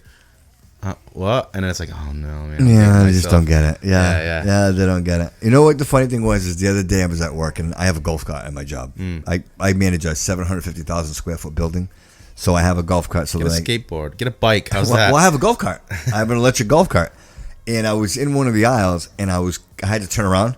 And the aisle was very narrow, so I was kind of like in and out, Austin in and out. Powers. see, you get it. See, I'm like, hey, look at me, guys. I'm like Austin Powers. Creak, creak. Crick, crick. Nobody knew what the hell I was talking about. They had no idea what Austin Powers was. And right away, you knew exactly what I was talking about. That scene in the movie where he's trying to turn around. And I said it, and none of them knew what the hell I was talking about. You're a great go. You know what? You're a great guest, brother. Thanks for being here, man. I really appreciate it. How about Jaws 2? I think... Jaws 1 did a lot on that year, wasn't it? Go Jaws 1. I think they should have just stopped it. But it's money. They think, let's make another hit. You see it all the time. That's Steven Spielberg again, right? That's 2. I believe so.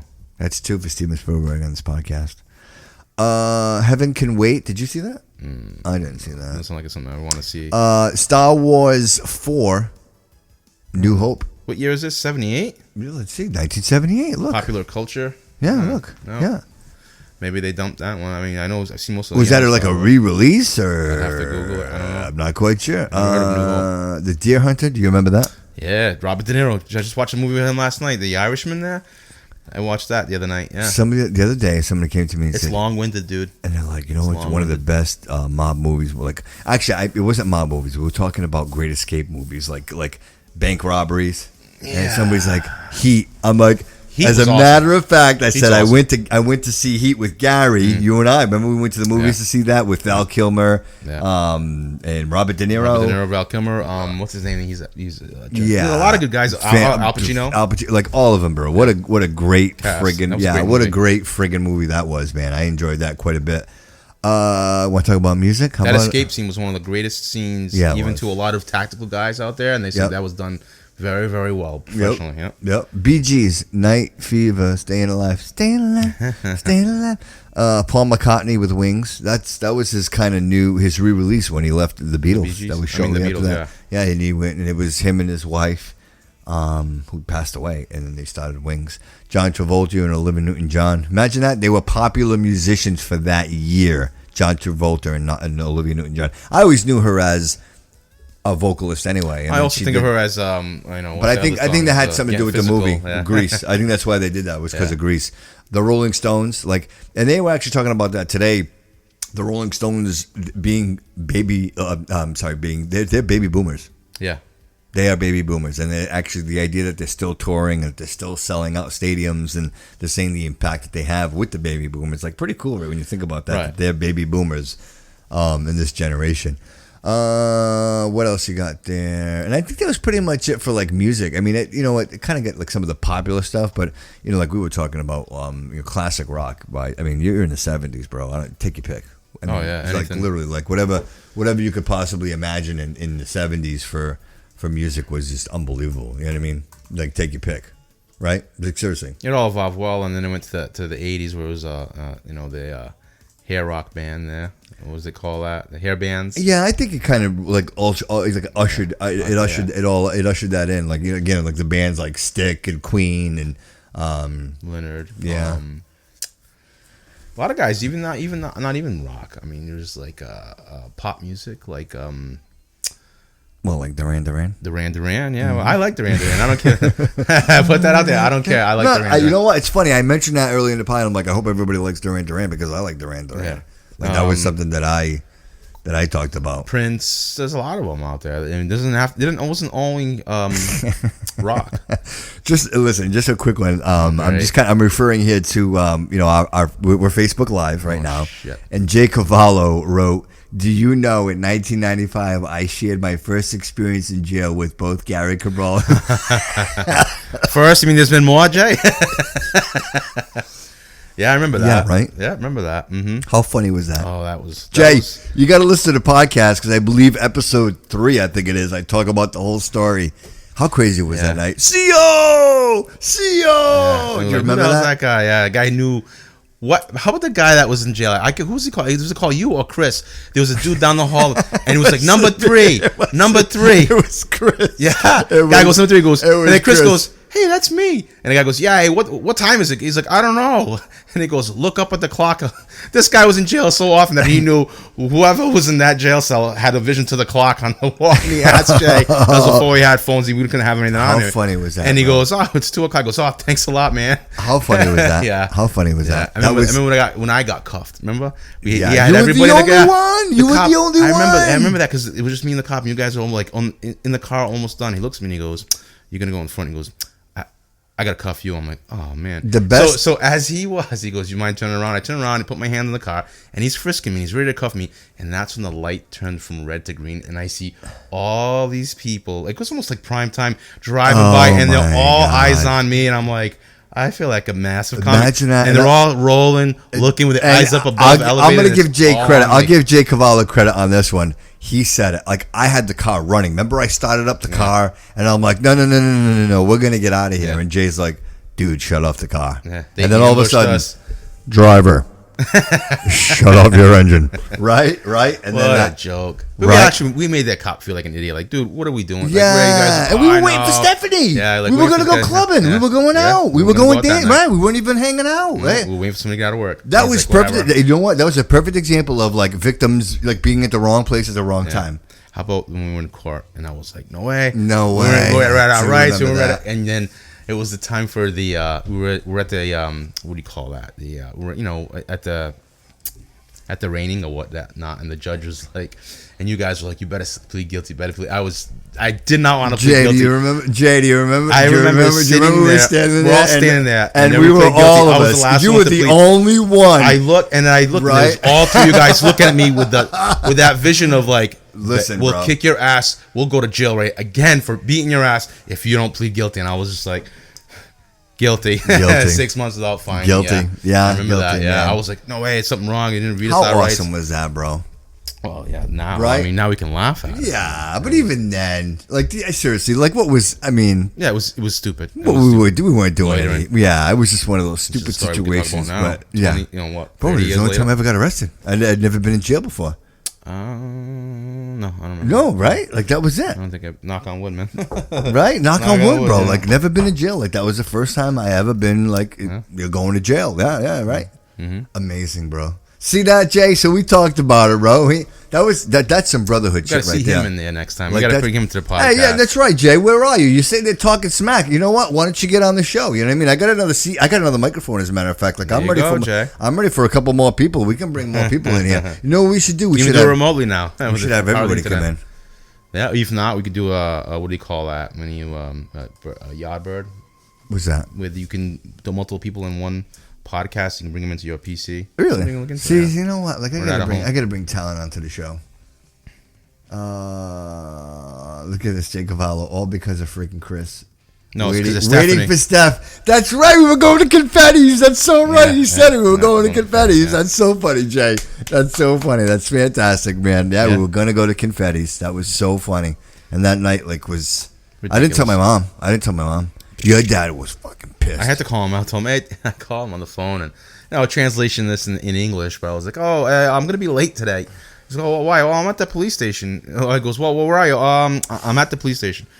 Oh, really? And I was like, yeah, just a little thing, no big deal. I'll be home later. He goes, no, I'll be right there. I'm like, no, you don't have to be. I'll be right there. and then the cops like, hang up the phone. I'm like, oh man.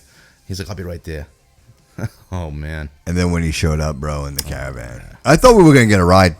He didn't give it. There was no ride, bro. You didn't want to be in that car. That You night. no talk to my son ever again. Remember that? You don't want. You know what the worst part is getting home and see my mother, and I was just like just aggravated with it. I'm like, what, Like it wasn't a big deal, I was like, right? what are you crying for? What are you crying for? I was just avoiding. I thought I was it. Her like the whole life was over. She like was my crying. son's a convict, and it's a shame. That's so man. funny, man. Dude, he dragged me back in the police station, right? Yeah, I remember. The poor guy was. Like, he wanted the cop you to- felt yeah, bad yeah, for yeah, me. yeah, He felt yeah, sorry. yeah, He's like, yeah. I'm sure he's a good kid. Yeah, And I was remember like, you it's telling us that embarrassing. the cop was like, "Dude, relax. Yeah, it it's really not a was. big It wasn't deal, a yeah. big deal. Get over it. It He's just like, he didn't if I do was like, anything." you arrest him for that shit? Right? Yeah. Like that's a good point, though, Yeah, right? like, Like, arrest him for that? Like, it's like you're ridiculous. telling me it's not a big deal, but yet you brought him arrest to him, jail. yeah. Like seriously, Yeah. I mean, Bullshit. Yeah, exactly. right? Yeah. Like that dude that was in the jail cell next to us. That guy was a criminal, right? Like he Oh, yeah, was yeah. on drugs or He's whatever been it there was. quite many times because he knew Like- who was in the, what number to call. Yeah, exactly. We He was didn't there a belong while. there. Huh? We didn't belong there. Well, that's what they all say when we go in there. I'm Right. sure Epstein said that. I don't belong there. Yeah, but you know what? Even thinking about Epstein, like I know everybody's blaming Hillary for that, but dude, a lot of people want him dead. Oh yeah. He wasn't gonna make it. I mean, he had a lot of. He was a professional blackmailer, right? So they say. So when somebody gives you a $70 million estate, gives it to you, that's someone telling you to keep quiet. Please don't tell anybody. Right, but He was a professional blackmailer, and but then like but I know, but Bog, we say like the Clintons, yeah, Billy that's Boy fine. and But Herman dude, had when you plenty start of talking times about out like, on that plane, dude, the Prince. Oh yeah. You know what I mean? Like when those kind of people are involved, like the list of people that want him gone. needs to shut up, yeah. You know what? Need to You know shut what him that up, is? yeah. That's a matter of somebody making a phone call, going, "Who's doing it?" Yeah. Right? Like that's what it is. It's not a matter of And when. the funny It's- thing is now, with it in the news, it just is so ironic is how the two prison guards that are there, they're saying, we didn't document that, we didn't go check up on them. We just, we document that we did, like saying you're being lazy on your job. And they're actually facing prosecution. Right. It's like them guys that just Right. didn't sign a piece of paper and they're Yeah. might be going to jail for this. So right? they got, like, Imagine scapegoats. that. Imagine that. Yeah. Because somebody Hope there's probably money told hitting them in that- the back somewhere. I Yeah, hope yeah. there's Like, money hitting listen, your family's all set. Like, you're never gonna have to worry again. Like, But, you just I'd take called in this. sick that day. So no, I'll just call in sick. I'll just call in sick that night. Like, no, I'm all set. Yeah, but yeah, if they told you, listen, you don't go over there, between. Oh this yeah, I'm time not and going that over time. there. Oh yeah. And we're gonna give you. There'll be $10 million in your bank account. Guess what, Epstein? Sorry, buddy. Right?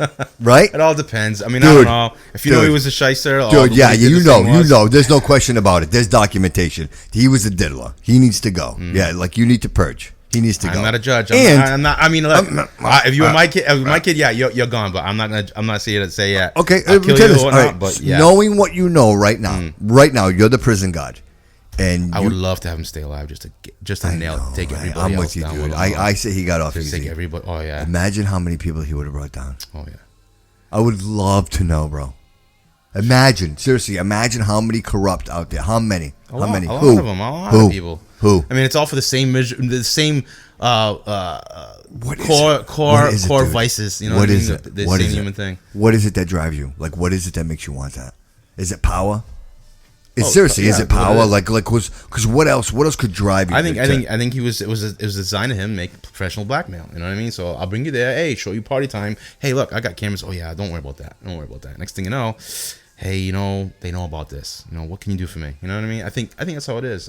Just how he was, and there's somebody else in his. Didn't he have an island? Like yeah, it was an island. Diddler Island, I guess. And they were flying. It was big enough that see the plane. That was a big ass plane. Like it was big enough. It was charter jet, right? Wasn't it? Yeah. It was like a legit plane. It wasn't like a private jet like that Kanye's flying around in. Right, like it was like a jumbo, like maybe not a jumbo, but like a commercial sized jet. Would you agree? Oh yeah. On an island. So who's paying for that jet?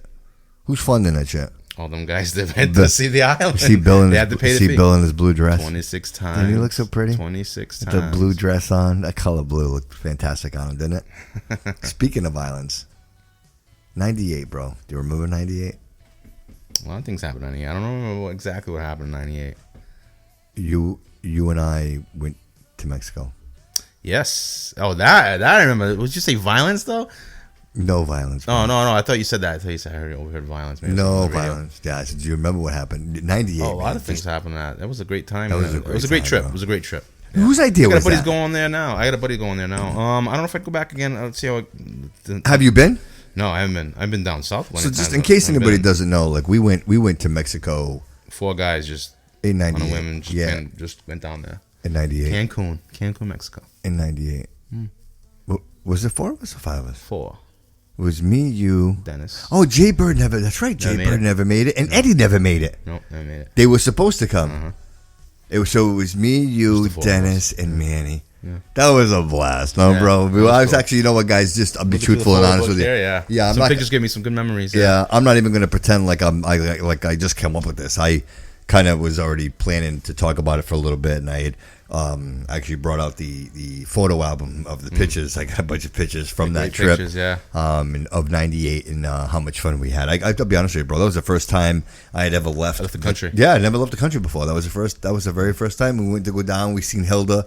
Whose idea was that? I can't think of it. Maybe it was Dennis's or whatnot. Was it Dennis's? Yeah, I think Dennis had. And then I didn't even know Manny. I didn't know Manny. You knew Manny from work, from Quaker, right? Mm-hmm. When we worked at Quaker Fabric, like you knew Manny, and Manny ended up being. Manny's fantastic. He's an animal. Do you still talk to him?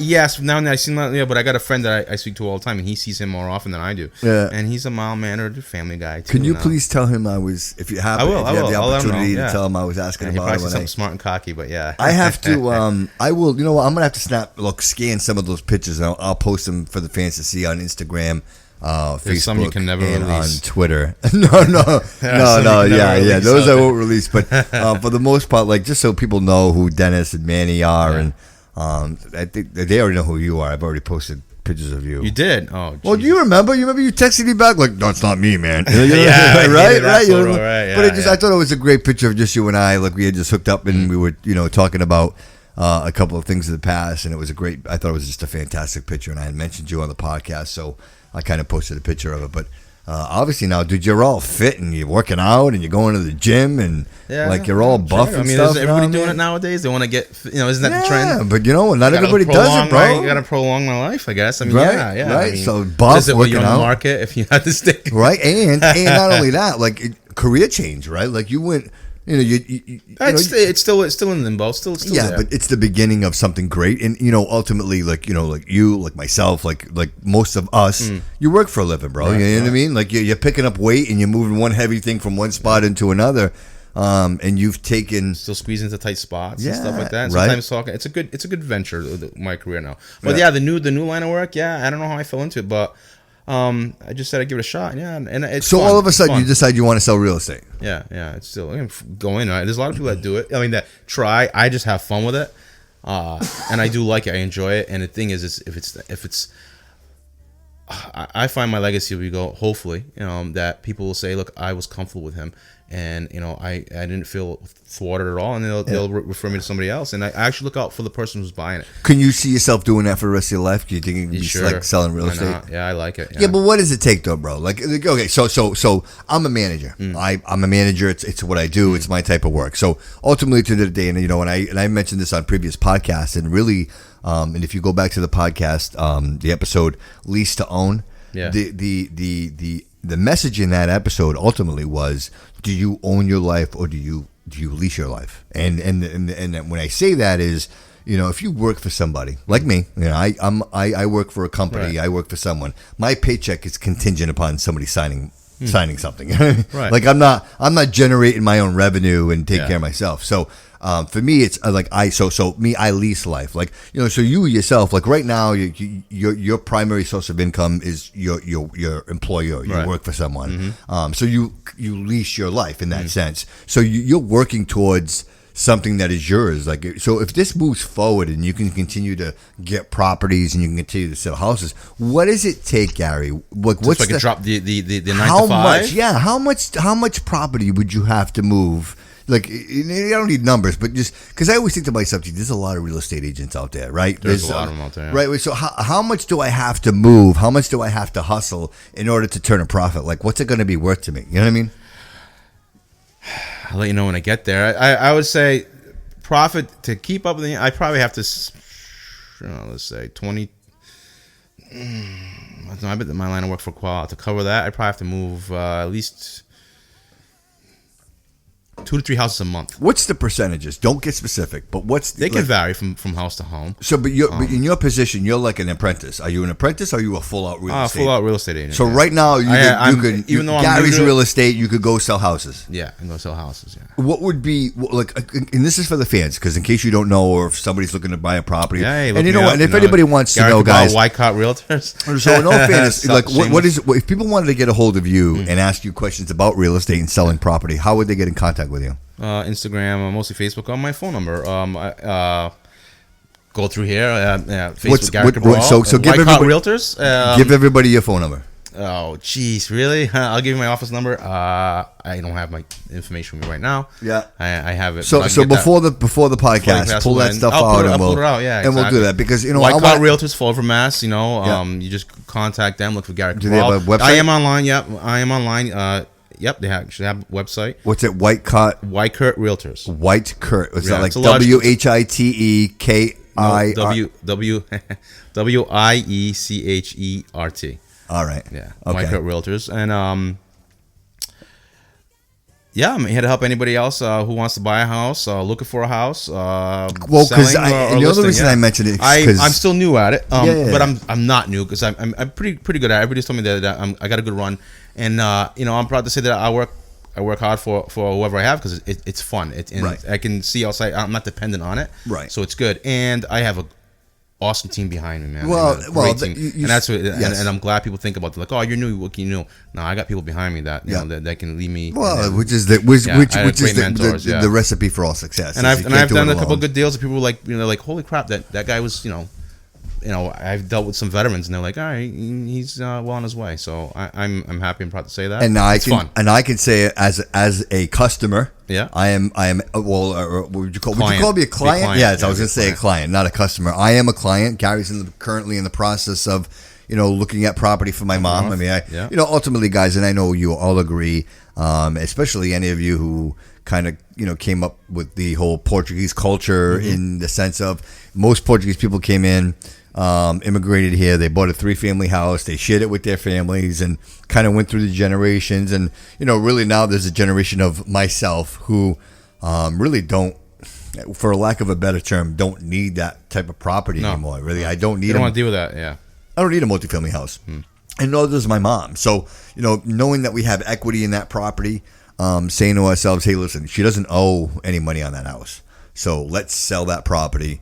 Let's take that investment and let's get like a condo or somewhere where she's not going to, or I'm not going to have to worry about tenants and like it doesn't. She doesn't want to. She doesn't want to worry about that anymore. Yeah, she wants to enjoy the rest of her years. You know what? And I would imagine that I can't be the only one with this problem or these concerns. I mean, there's got to be a million people out there with parents who have these multifamily homes that literally, and like anything else.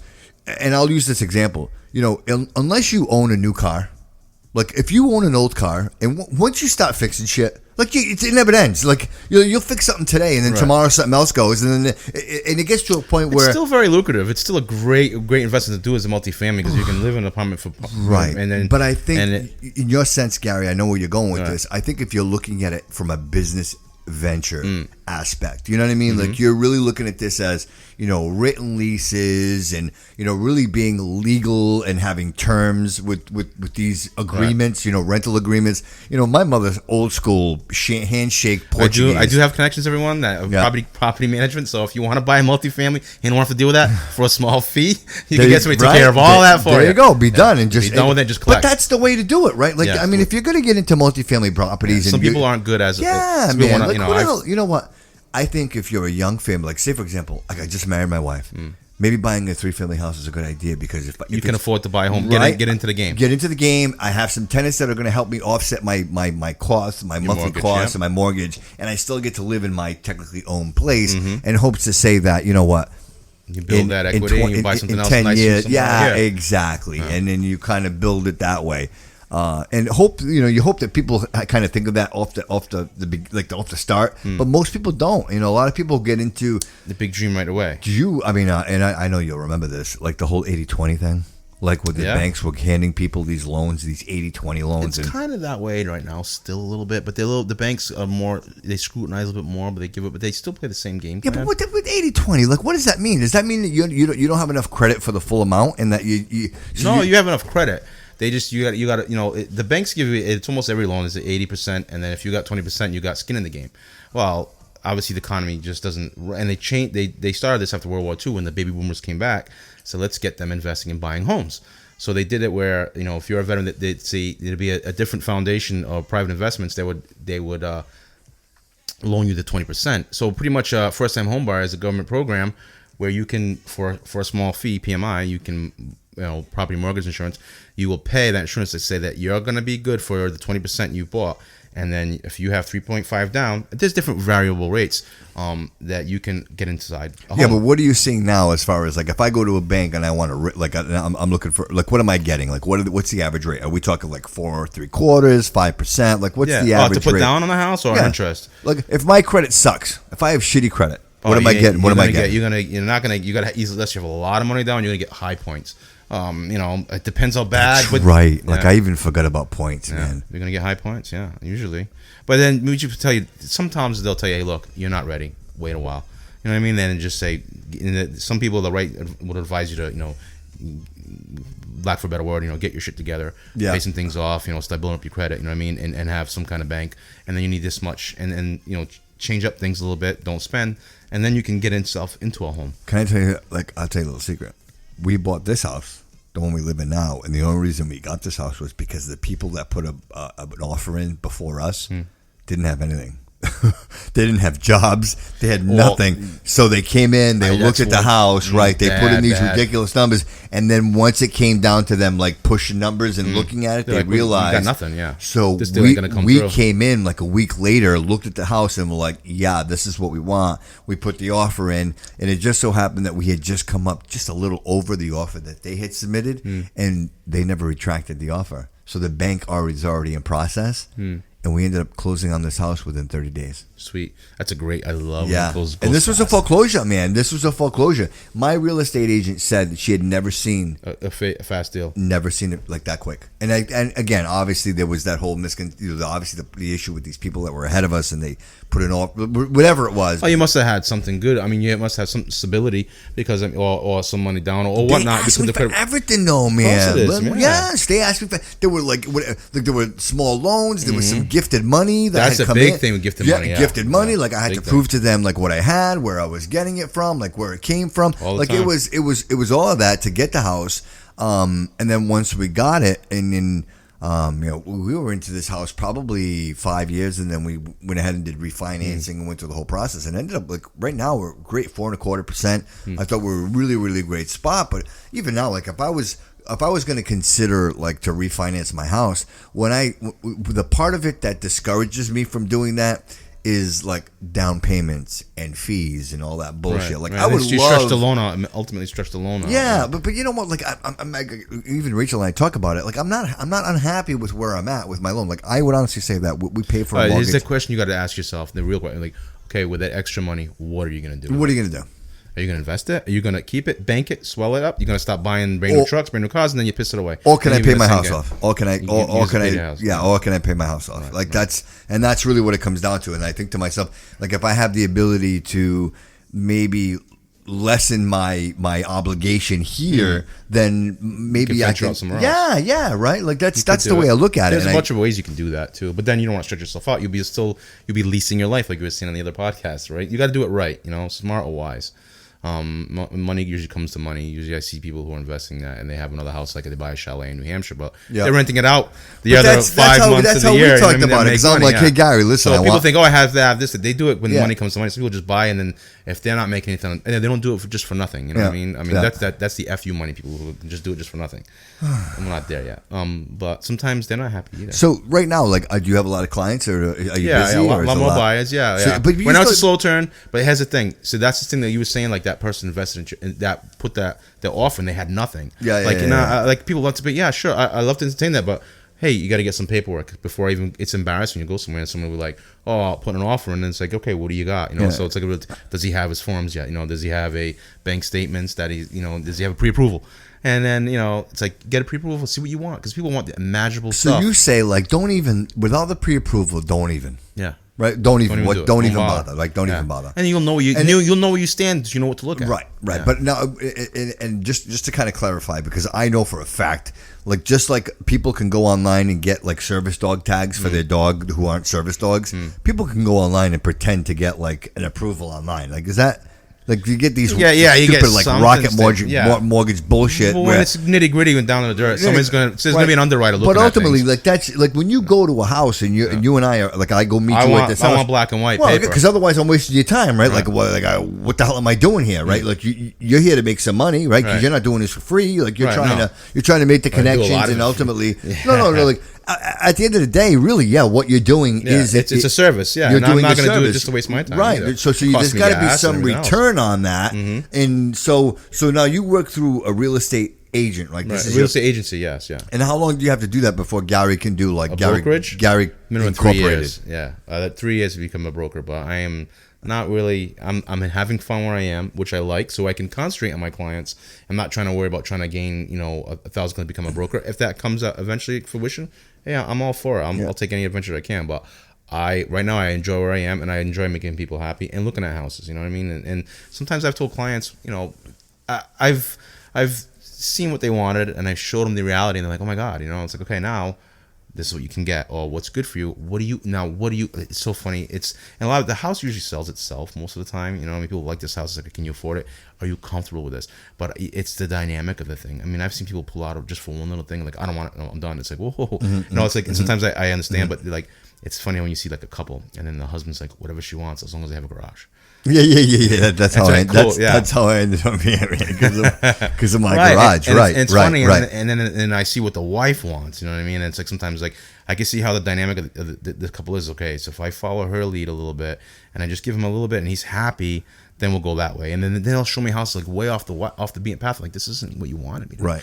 So there's a lot to it. And there's a lot of emotion. Do you find and I know that- it's a big Yeah, thing but for do you people. find It's the people biggest almost push they'll don't get. know what they want? Like, Sometimes, like they these people, want, but it's Yeah. like, this is And what then you once need. they get there, and I they're don't like- tell them what they need. This Right. is what you can get. Right. Yeah. And sometimes they want us, let's see what we can get you. And sometimes I throw up ideas, and they're like, oh my God, I never thought of it that way. So what do you like on an average on a weekly basis? How many like appointments do you average? Right now it's getting kind of slow because of the cold weather. Appointments after hours and stuff. Sometimes I'll hit the weekends. A lot of times the weekends. Because of the daylight savings time, about 2 or 3 a week or so. Yeah. That's pretty good, man. Because you're working a full time job. Like so, Right, so for me, I work a full time job and then I come here and I do a podcasting. Yeah, so I'm not like a car sales. Like, oh, you need to buy this house. It's wonderful. Right. You should see yourself in there. As I say, like, so that's why it's comfortable for me. You know what I mean? And I'll see like, do you like it? And I can see that I can see how they feel. Yeah. And that's Is what it you mostly want. couples? Or do you get single men? Do I you got get single women? men, single girls looking for apartments, single men. I've had couples. I've actually done sub agencies. So you say my mentor. so just take a step back. So single girls looking for apartments. Are these Apartments or homes. Yeah. Successful women looking for There's a lot of successful women out there. like Yeah, are these like young women? Are these No, like girls our divorced women? Are Girls like our age. divorced? A little bit over typically divorced? 20. I mean, they have to have the money. Well, no, to because buy it. I'm only Yeah. the reason I ask is because it impresses me. You know what I mean? To have a woman at our age, single, Oh, and watch where you're going with this one. no. You know what? Because usually, typically, it's couples. Is what I'm saying. Usually back in the that's what I'm couples. saying. A lot Like, of times it's typically, single it's people now. couples that, and now, like the idea that strong women. Like, and I'm always I'm a huge advocate. Women power, and the idea that there are women out there. And the only reason I ask is like women our age who are successful enough. Yeah. I happen to know a couple of them that I follow. Amy, who is an RN, and she does oncology. You know what I mean? Okay. She's Looking for property? like huge successful. She's cute. No, I said she's looking for property. I know what, man. Now that I'm thinking about it, you know what? Yeah, maybe. You know what? Maybe. Hey, Amy. You know what? Maybe. Looking for property? No, I'm I just think kidding. she might need to meet Gary. But there are. Have you met Amy? I'm gonna have to show you Amy on I don't recall. my Instagram. I'm actually gonna. I'll actually send her a little. I'll have to show you on my Instagram. She's fantastic. She Is this a matchmaking podcast? No. That's what it involves? Just you know what? It never dawned on me, and but I don't even know she could even be in a relationship. But she's just a wonderful, warm-hearted individual who, I was in the business. I was, and I hate to say the business, but I was dealing with oncology and Yeah. cancer. And she also is in that environment. field. And quite honestly, bro, I think that anybody that really. No credit to myself whatsoever, but anybody who works in that environment and can be that compassionate and provide that type of care to anybody who has a terminal illness, Right. there's something special about you. I You know what I mean? understand. Yeah. And you know what, Gary? I think the world of you. And just so happens that I just thought of her, and I never thought of putting two and two together. And we might have like a little. Moving on. little something going on here. But you know what? Back to the housing market. So back to what we were saying. Like, so I think of her and like how successful she is. Yeah. I think of Jen, who she is a professional cosmetologist and has been hugely successful. She got a beautiful home out in Dayton. Cuts my hair. Like and there's another woman who did it on her own, was able to get the loans and get the whatever it was she needed. So I only wonder, and I ask you, is that what you're seeing? Like a lot of that, or is it? Yeah. I would almost imagine. I would imagine that you see more single women buying houses than single men. Would that be fair to say? Yeah, it kind of is. Kind of. Because I'm a single guy, right? Because I'm a single guy, dude. I'm buying a condo. I'm not buying a house. And there's the same thing with both men and women. Some men want to have that feeling of they accomplished it. They have a house, they can do things. Some women will say, I want my own place to bring my own money in, and they will do the condo thing. Or small home where it's upkept and not have a lot of maintenance. Because a lot of them ultimately do pay other men to cut grass, do carpentry. So I look for homes for them that it's, in a nice area where they can reincur some equity. And it's not a lot for them to stress over about. So it's every particular relationship is in itself individually is unique. You know what I mean? Some women have kids. That's the most appealing thing to me. What you said earlier, the idea that I don't have to shovel snow, the idea that I don't have to cut grass, the idea that if there's a leaky pipe I can call somebody. That is very appealing to me. It really, really is. I mean, especially now in my life. I mean, great. Don't get me wrong. Like, I love where I'm at. I love my home. I love everything I'm doing. It's a sense of security of freedom that you own your man, own thing. just But not after a while, you get older, you're like, worried I don't care about just this. not worried I want to about do it, stuff. right? I want to travel. I want to Bro, venture out. The other day, I'm We're talking to each other about dude, it. I'm sitting down, just getting ready for dinner, and the phone rings. and it's my mom. Bobby, the third floor doesn't have any heat. All right, Mama, I'm on my way. Like, and off I go down there. You know what I mean? And I would do anything for my mom. It's Right, not about bitch the that. pain But in it's the a butt. pain in the balls, bro. You know what? Now trying to figure out, like, I'm not a boiler technician. I know that you have a lot of experience with that, and that's what you do. You know what? Me, I'm a jack of all trades, master of none. And now I'm sitting there trying to figure this out. The circulator pump's not working. Like, you work through all this, and by the time you're done, like 6 hours later, after dealing with this, you realize to yourself, like, is this worth it? Yeah. Like, is the return on investment, is it worth it? Like, Because because sometimes it ultimately, is. like when I think of my mom and I think of her situation, and I love using this as the example because it's personal to me, and I'm really not talking about anybody else. Is the fact that here's a woman and this is a great example for anybody who listens to the podcast. Now here's a woman who's already age of retirement, right? She owns the property. And now, like, you're helping me, and now we're looking to get her, say, a condo, getting her out of that house and buying a condominium where she can get into and not worry about shoveling snow, cutting grass, whether the heat's working, whether the roof's leaking. Right. Like, all of those things are a non-factor. Whether the second floor tenant gets along with the third floor tenant, whether the third floor tenant's putting their trash out or not putting their trash out. Like, these are all relevant. She might have to still worry about the neighbor next door if they're giving her hell if she's in a condo, depending on the environment. But yeah, most of the maintenance wise or cost, where it's like, oh, you need this right away, is thrown out the window. It's not. There's no worry. But There's I will no tell need. you, I am taking back with the prices.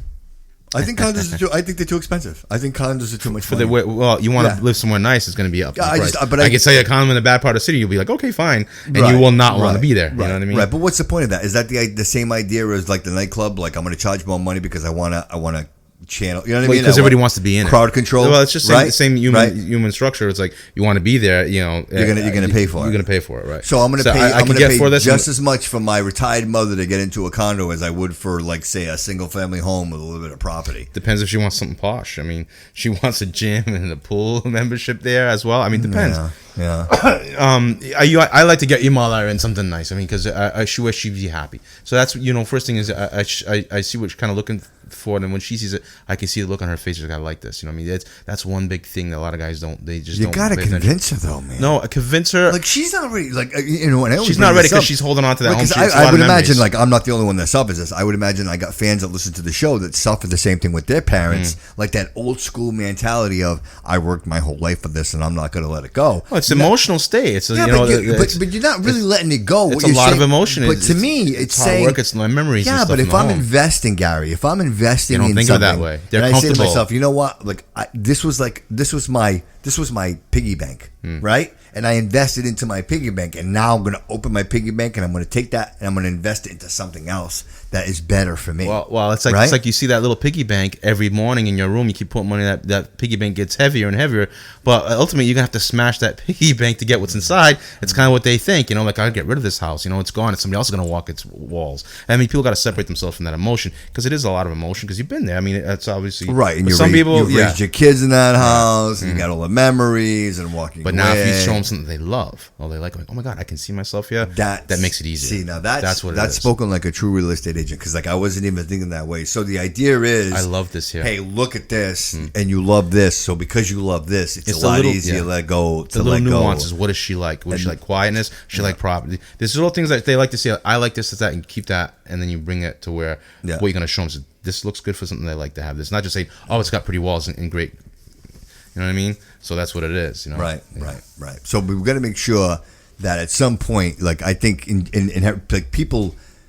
You know what I think? I think honestly, like Gary, not the fact that you and I have been friends for 39 years, but outside of that, like I trust you wholeheartedly with everything. I think just in general, like your character, the person that you are, the person that I know, and I would trust you. I mean, you know what, guys? Like if I had to say it out loud, I'm trusting you with my mom. Like right? Like seriously, like I'm saying. Right, I'm honored for that. Right, like Thank that's you my for mom, that. and you know what? If there was anybody in the world that I trust to do something like that, to help, especially with a monumental decision like this, Yes, it is. right. And the worst part is, it's almost like a child, because even though they know it's the best decision, they fight that you. emotion, They fight you like the a whole way. lollipop. And I will tell you that having you involved and being a part of it is actually made it a little easier. Whereas before, her and I couldn't even have that conversation, and now we're we're actually having that conversation. You know what I mean? So, even thinking about the idea that at some point I wouldn't have to worry about, a multifamily house and, like I'll tell you what, like it's been like 3 or 4 Super Bowls where I was literally in the basement of that house, like sucking sewer water out because, right? Yeah, man. Sometimes I talked to you and you were at the house doing stuff. Yeah, I remember that. Right? Like it was just like nonstop. Right? It doesn't go away. And again, like anything else, like I hate to repeat myself, but going back to like you have an old car and you fix it, like you got to keep fixing it. Like if it's not one thing, it's another thing. You know what I mean? It's always like that. Yeah. It just continues to go on and on and on. So. Whether or not, I don't know, whether or not it's, I guess some people. So if you want to get rid of that property and you're tired of it, help me sell it. Yep. I'll help you get rid of it and find you something else that you like that has no problem. That's what I'm saying. And you can call me at Wycart Realty. So how do they, is there a number? Is there? Yeah, you can text me, please, because I'll probably get bombarded with it. Give me a text at 508-415-4177.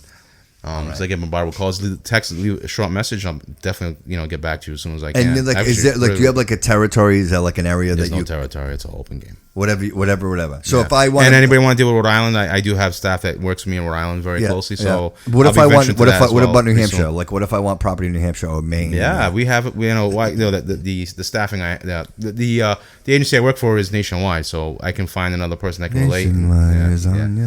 Yeah. Don't get that jingle there with that one. Copyright. You can. Right? Yeah, they're gonna get sued. Bobby's last podcast, but we have outreach throughout any other state, and you can find somebody to get you something that you like there. Because thank God we have the power of the internet. You know what? I'll let the cat out of the bag. I don't keep people know. Like I'm looking for property up north. Like not that I want to leave. Trying to get to go down south. I want him to go the other way. I love, for some reason, bro. I love New Hampshire. I love the mountains, brother. Yeah, cool. You know what? That's your thing, man. The thing is like my brother-in-law. I love the beach. Shout out Joey. My brother-in-law lives in Arizona, and he's constantly trying to get us out. And why don't you go? Go. You know what? From what I understand, people tell me that it's beautiful. Like, a lot of people from New England end up in Arizona. My neighbor moved to New Mexico. When I came back from Bermuda. Yeah.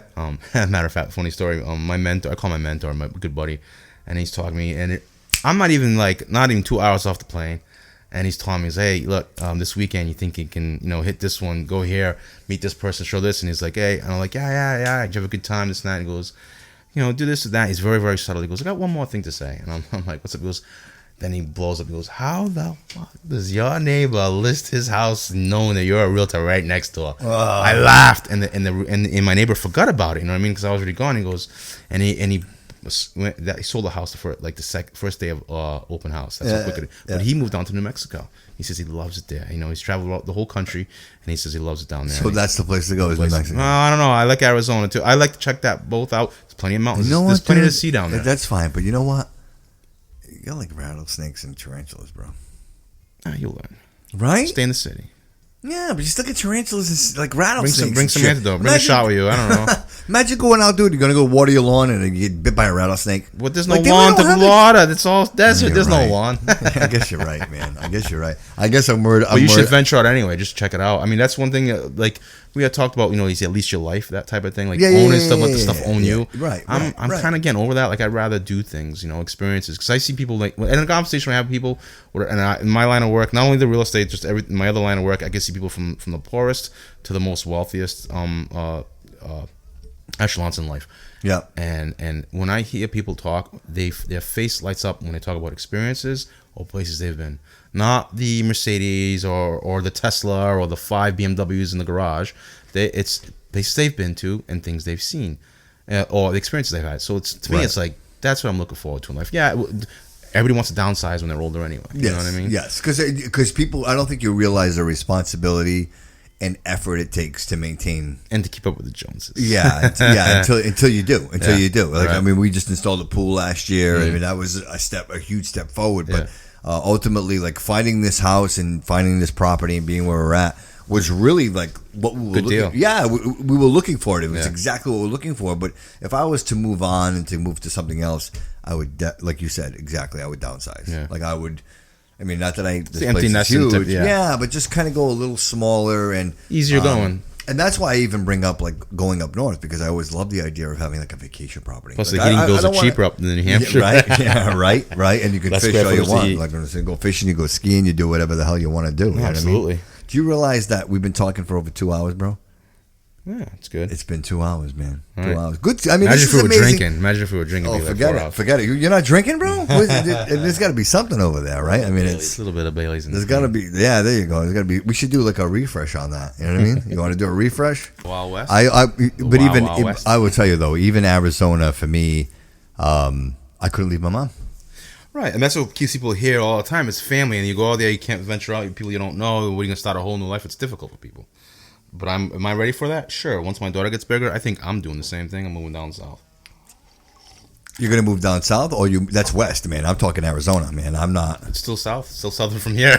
No, you're right. It is. Yeah. It is. I mean, I haven't thought about that. I got a good buddy and a cousin that he's wants you to go to California. I might do that. Take Mackenzie out there for a little while. So, I mean, we talked about a lot today. So, first of all, let me say, Gary, thank you very much for coming on the thank you for having podcast. me. I mean, this And is thanks everyone for listening this long. You know? yeah. That means it's, Well, I mean, 2 hours, entertaining. 4 minutes. You are episode Even 17. do it the game. I know, right? And you know what? And I don't know. Again, I know it's really tough to listen to the podcast. I mean, it's a lot to ask of people to kind of commit. Like most of my podcasts are average about 2 hours, 2.5 hours, and I always like to think that I produce the podcast in a manner that like at any moment you could pause it, walk away, and then come back and just kind of continue where you left off. And I always hope, and the feedback that I receive the most is people always tell me, "Gee, I always find myself wanting more." You know what I mean? Like Well, it's good. It means the people who listen to podcasts are pretty intellectual and they're Yeah. tired of the same music thing. So Yeah.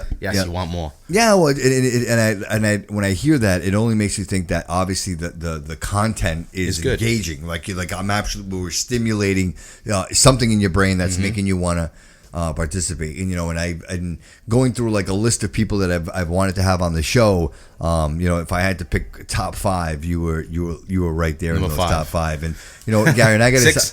yeah, right, number 7. And the reason that is I look at my life and Content is there. when I think of the Ebb and brand, flow the of brand what of we the talk show, about. bro. What's the brand of the show? It's the Bobby Kudo Show. Yeah. And when I say you. that, and I hope that people take the actual title of the show for what it is, because it's the Bobby Kudo Show. Like I'm talking about my life. I'm talking about my experiences. I'm talking about the amazing people like you that have thank been you. a part of my whole life Yeah. that have like cultivated who I am today. Like you've been a big part of that. You and the idea that the first I didn't know how to ride a bike until I met you, Gary. You know what I mean? Yeah. There isn't a person He out stole there. it from everyone.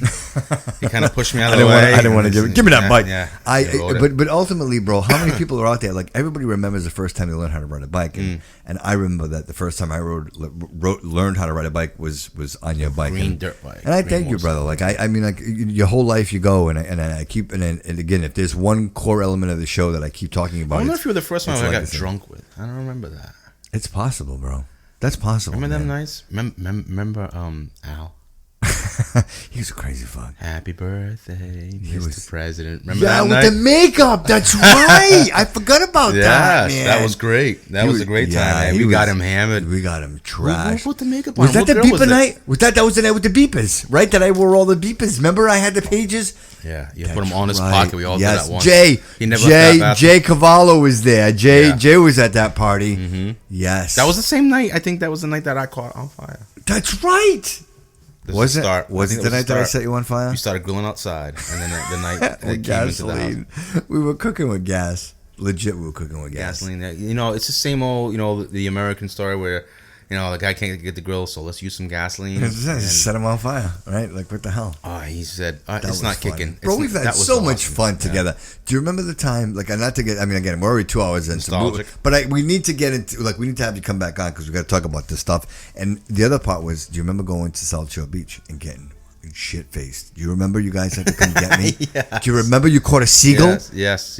Remember Dude, that? you Yeah. caught a seagull, bro. Yeah. We were fishing at the beach, and the seagull seagull was came strong, down, wasn't it? right? And we left him with a pierced tongue. remember that. You're Like you caught screw a it. seagull, Yeah, bro. yeah. Like, yeah, right? Nobody else. That's happened with and nobody else. how we kept the fire. Remember that The one? whole time. No, Figure the that- fire. How do we keep the fire going? Right.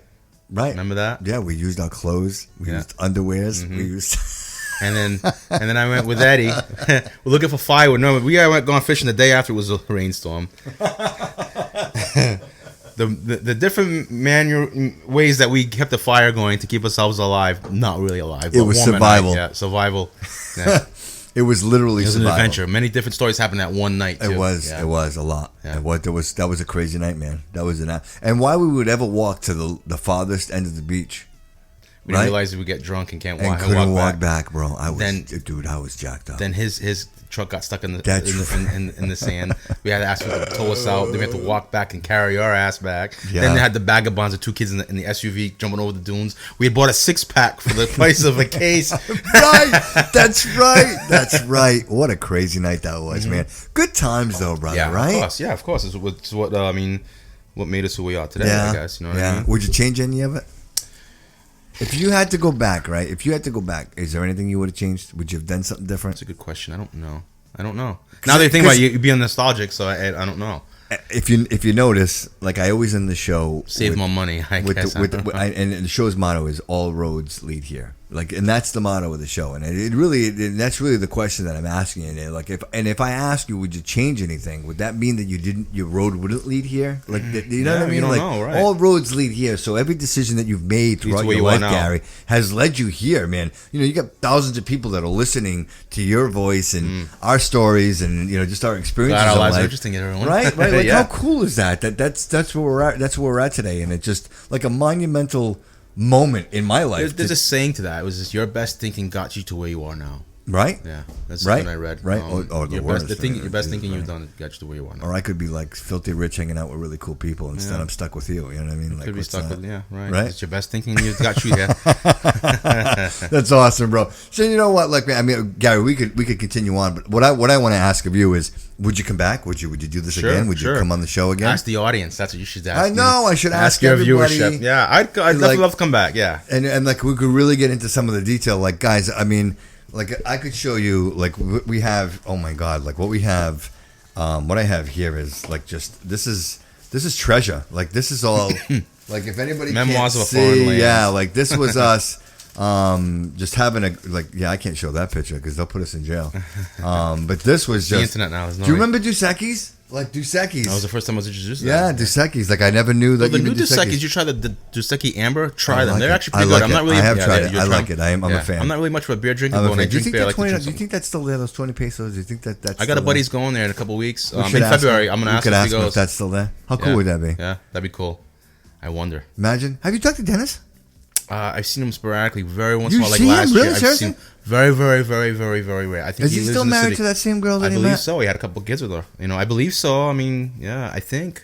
That's I think pretty he's cool, got 3. I think he has 3. I'm not That's sure. pretty cool. Yeah, I haven't seen him. I seen him once somewhere at a bakery somewhere. Yeah. Yeah, and it's just besides that, it's been a while. I miss him. I haven't seen him in He's great. He's forever, great and I beans. would love to see He probably him. thinks we're like derelicts or something. Like, them guys are crazy. Them guys are nuts. Yeah. Right. Like cut like all ties. Do not. Yeah, do not. Because I mean, damage my life. because in all fairness, bro, we could talk about Hampton Beach because we haven't even touched. Awesome. We haven't even talked about Hampton Beach. Yeah. How crazy was that?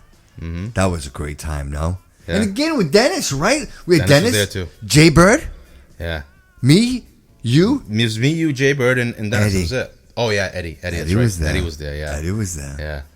Yeah. Yeah, Eddie helped us get into. Oh, this was good times. No, yeah. Eddie was. He was his Eddie- military. Like, he didn't get help. He was the reason why. Because when I went in and talked to the guy, I said, "My buddy Eddie's getting right Yeah. active duty, Active and duty, yeah, the guy this says, is no gonna be our drink, last no time. girls, no we No snuck us girls, no drink. in. And we snuck got us the some room, drinks, bro. yeah. We were right on the We got strip. a great room. That's That why. was an awesome Yeah, room, bro. yeah, that was an awesome. Do you room remember? right there. Remember the beach? Yeah, the beach was fantastic. Remember the bikinis? And then Jay Bird fell in Jay love. Bird fell in love.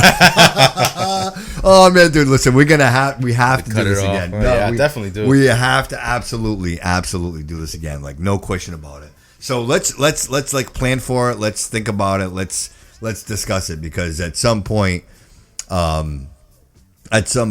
we need to. Oh, Jay said he got booted off. I hope not. We're live, so I don't know why. He just felt bad. He's just saying next week and watch the game. You think so? I don't know. This is Jay you're talking about now. Who knows, right at this point? Like what Jay? I mean, Jay. Sometimes Jay, can you figure it out, buddy?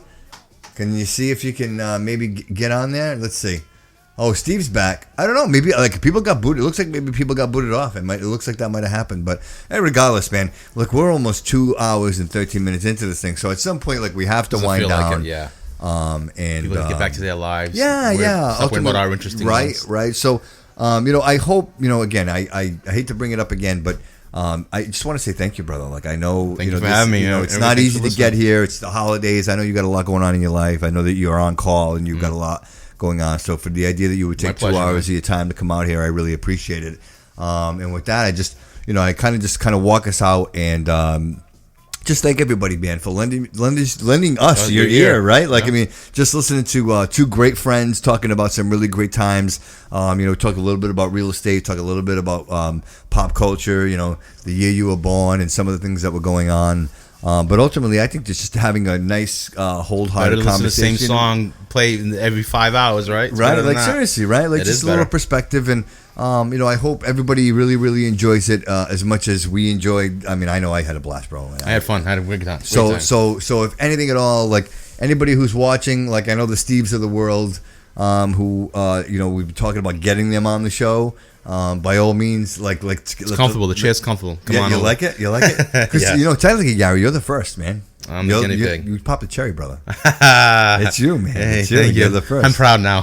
Which is great, man. It's so awesome, man. And I couldn't imagine it being anybody else, cool. brother. Thank you. It's an for honor. you to be a part of. This is my dream, brother. Like I know I've mentioned it in previous podcasts that. I've always thought about and dreamed about doing something like this, and the idea that I'm actually doing it and it's come to fruition. The idea that I'm actually able to sit here and produce something like this and have someone like yourself come on here and just express just anything you want to say, and just say it wholeheartedly. The podcast, and just have some good opinion. Is really the goal and what I was dreaming about. So, like for me, this is really just a dream come true. And Gary, not to get morbid, but this is forever, brother. Like you know what, you and I, it's out in the great wide internet now. It never goes away. 100 years from now, we won't be here, but this will. And there may be somebody listening to this going, "Wow, that's a bunch of boring shit." Click. Right? yeah. Right. Delete. How the hell did I download this thing? Right?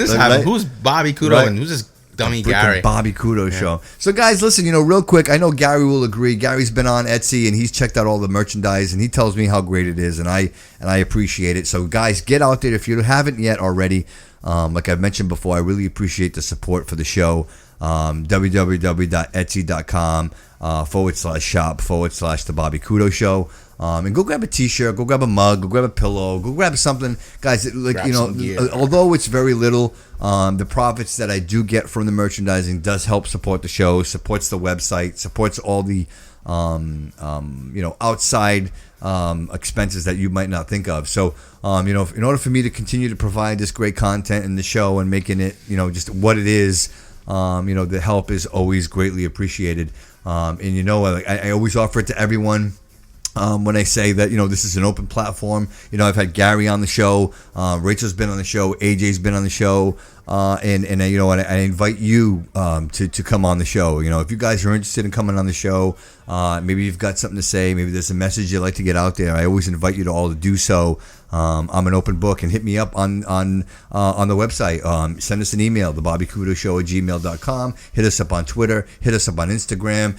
Hit us up on Facebook. We are there. I just want to say thank you to Gary again. Thank you to Facebook for the Facebook Live. I think this is just unbelievable. I hope everybody enjoyed the fact that we're broadcasting live here today. Never been done, bro. This is monumental, bro. This is gentlemen. I didn't know how I was gonna do it. Like, what? I figured, what the hell? You know what I mean? You're a good-looking guy. People want to look at you. They don't want to look at me. So, my boy's single, man. Ladies, you know what I mean? Like, now you're a star, right? That's it. You've been on the show. Star. So if you have a resume, you could put down, I was a guest on the Bobby Kudo show. Exactly. Right? That's got to count for something. So absolutely. Never mind the fact that you're a real estate agent. You know what I mean? Right? Right, Gary. Thanks again, brother. Seriously, brother. I love you, and to me, you talk about friends and you talk about family, and I got to be honest with you, brother. I don't know that. To me, I don't know the difference, brother. To me, you're family, and I love you dearly. Like you know what? Bro. I don't even want to say like a brother because it's beyond that. It's a matter of the idea. I can't imagine my life without you. You've always been a part of my life. I think about you. I think about Kevin. Gotta bring just him a certain people. Yeah, man. Just a couple of people that. Just They always stay in the back of your mind, right? Yeah. Right. Like I help just inform your years that you're here. somehow we're connected, bro. You know what I mean? And I think we'll be connected. I think we'll be connected forever. I think the Unless question, you move to New Hampshire, the only go to question here, Arizona. brother, is if you're going to be carrying me or I'm going to be carrying you, right? Like yeah. that's the only question. Either way, you'll be right? honored, right? So it doesn't matter. Either way, I Yeah. would be honored. So, with that said, guys, I want to thank everybody for participating on the live broadcast streaming. Gary, hey, say hi. Thumbs up. I know you Gary's way back there, but Just where I like to be in the shadows. right? But I want to thank everybody for joining on this podcast. Again, any ideas? And I know I mentioned it, guys. It is the month of December, and we're already into that first week of December. Christmas is, I think, 17 days away. 17 days away. 17 days away. And so I just want to reiterate to everyone, if you've got a charity, if you have a special event, if you have something that's going on that you'd like me to mention on the podcast, please send me a tweet. Please send me an Instagram message or an email, and I would be more than happy to make people aware of these events. Even on Facebook, I noticed that you can do events on Facebook. Guys, send it to me. I would be more than happy to share that with the audience. I mean, there's a lot of great people that follow the show that I know would be more than happy to support and participate in any of these charities. Again, I just want to reiterate once again the St. Jude's Children's Hospital. I think that's a great cause. And if you guys haven't done so already, I know I mentioned it on the last podcast. Just a good deed, guys. It's December. If you just one act of kindness, Christmas you know what spirit. I mean? Yeah, just one, just one act of kindness.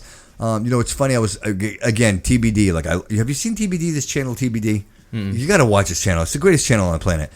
And have you seen the videos on social media? And we're already 2 hours and 20 minutes in. If you watch these the videos on social media of like people cutting in line at the grocery store, and then like people freaking out, right? Like, hey, you're not cutting my line. Well, this guy cuts in line, and right when people start to freak out, he goes, "Relax. I cut in line because I want to pay for your groceries." Like, it's right? Yeah. Like so right away you're automatically mad because this guy cut in front of you. Meanwhile, he's cutting in front of you because he tells hey, listen, I want you to I'm gonna pay. How cool is that, bro? Yeah. Right? So inherently I think that we have come to a point in our lives where we get angry and mad and defensive even before we think that someone might be doing something good. Right? Mm-hmm. Like, why did that guy get in front of me? Like, how dare you? Right? And then all of a sudden, this guy is actually, or this woman is doing an act of kindness, and you don't even realize it. And you see the looks on these people's faces where they go from being absolutely like infuriated to, well, I feel like an asshole. Like, right? Like, seriously, right? So I mean, again, if that's the mindset that we're constantly in, like, if there's somebody that cuts me in line, man, I am gonna beat right, like that, right? Because there's no worse thing in the world. You cut me in line, right? And I will. You know what? I will take your kids out if you cut me in line, right? But really stop and think about, you know what? Maybe somebody's doing something good for you. Maybe there's a reason why, right? I'll think about that. If somebody cuts in front of me in the road. Yeah, but he's got to get. You could tell, bro. You could tell. You could tell if somebody's being an asshole, or you could tell maybe somebody's doing something for the right reasons. And you know what? Maybe it's me. Maybe it's you, Gary. Maybe it's somebody else, but maybe we cut somebody in line and say, hey, I got them. You know what I mean? Like, I got you. You know what I mean?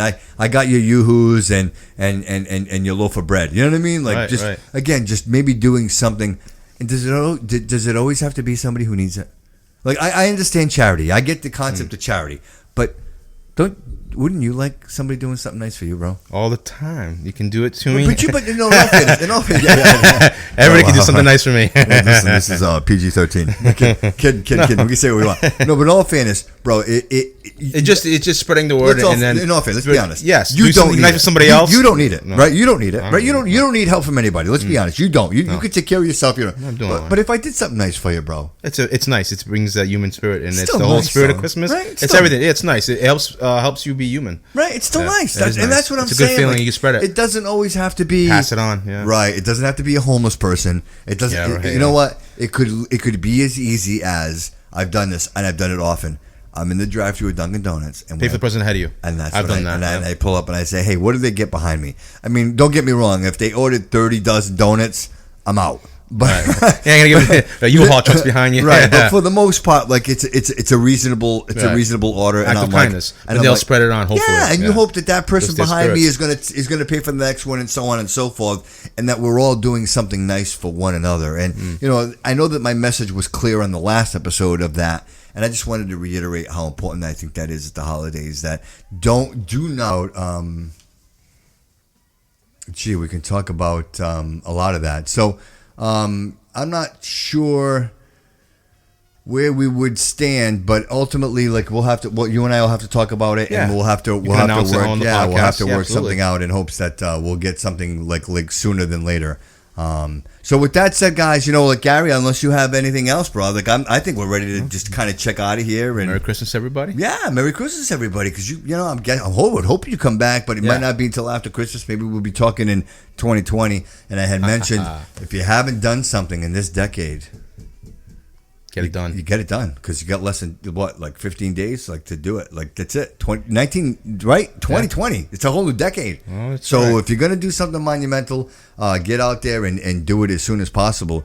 But outside of that, guys, I just want to say thank you, Gary, again. Like I know I said it a couple of times, man. I'm just You're excited welcome. to be here. You're welcome. And you know, and with thank you for having me. Yeah, with that said, guys, you know, I appreciate everyone being here. And again, like I just mentioned again, hit us up on Instagram, hit us up on Twitter, hit us up on Facebook. You know, the website, www.thebobbykudosshow.com, thebobbykudosshow@gmail.com. Send us a message, show your support over at Etsy. As always, I appreciate the fact that you guys are listening. And with that said, guys, I just want to say thank you all. Have a wonderful week. I look forward to seeing you guys next week. And let's hope that maybe we have a new guest, someone new, fresh on the show, or maybe we'll just have me. I mean, that's why you tune in, isn't it? Like this. Ultimately, that's why you want to be here. So at the end of the day, I am always elated and excited to be here. So with that said, guys, I just want to thank you all again. Have a great week. And as always, guys, remember, all roads lead here.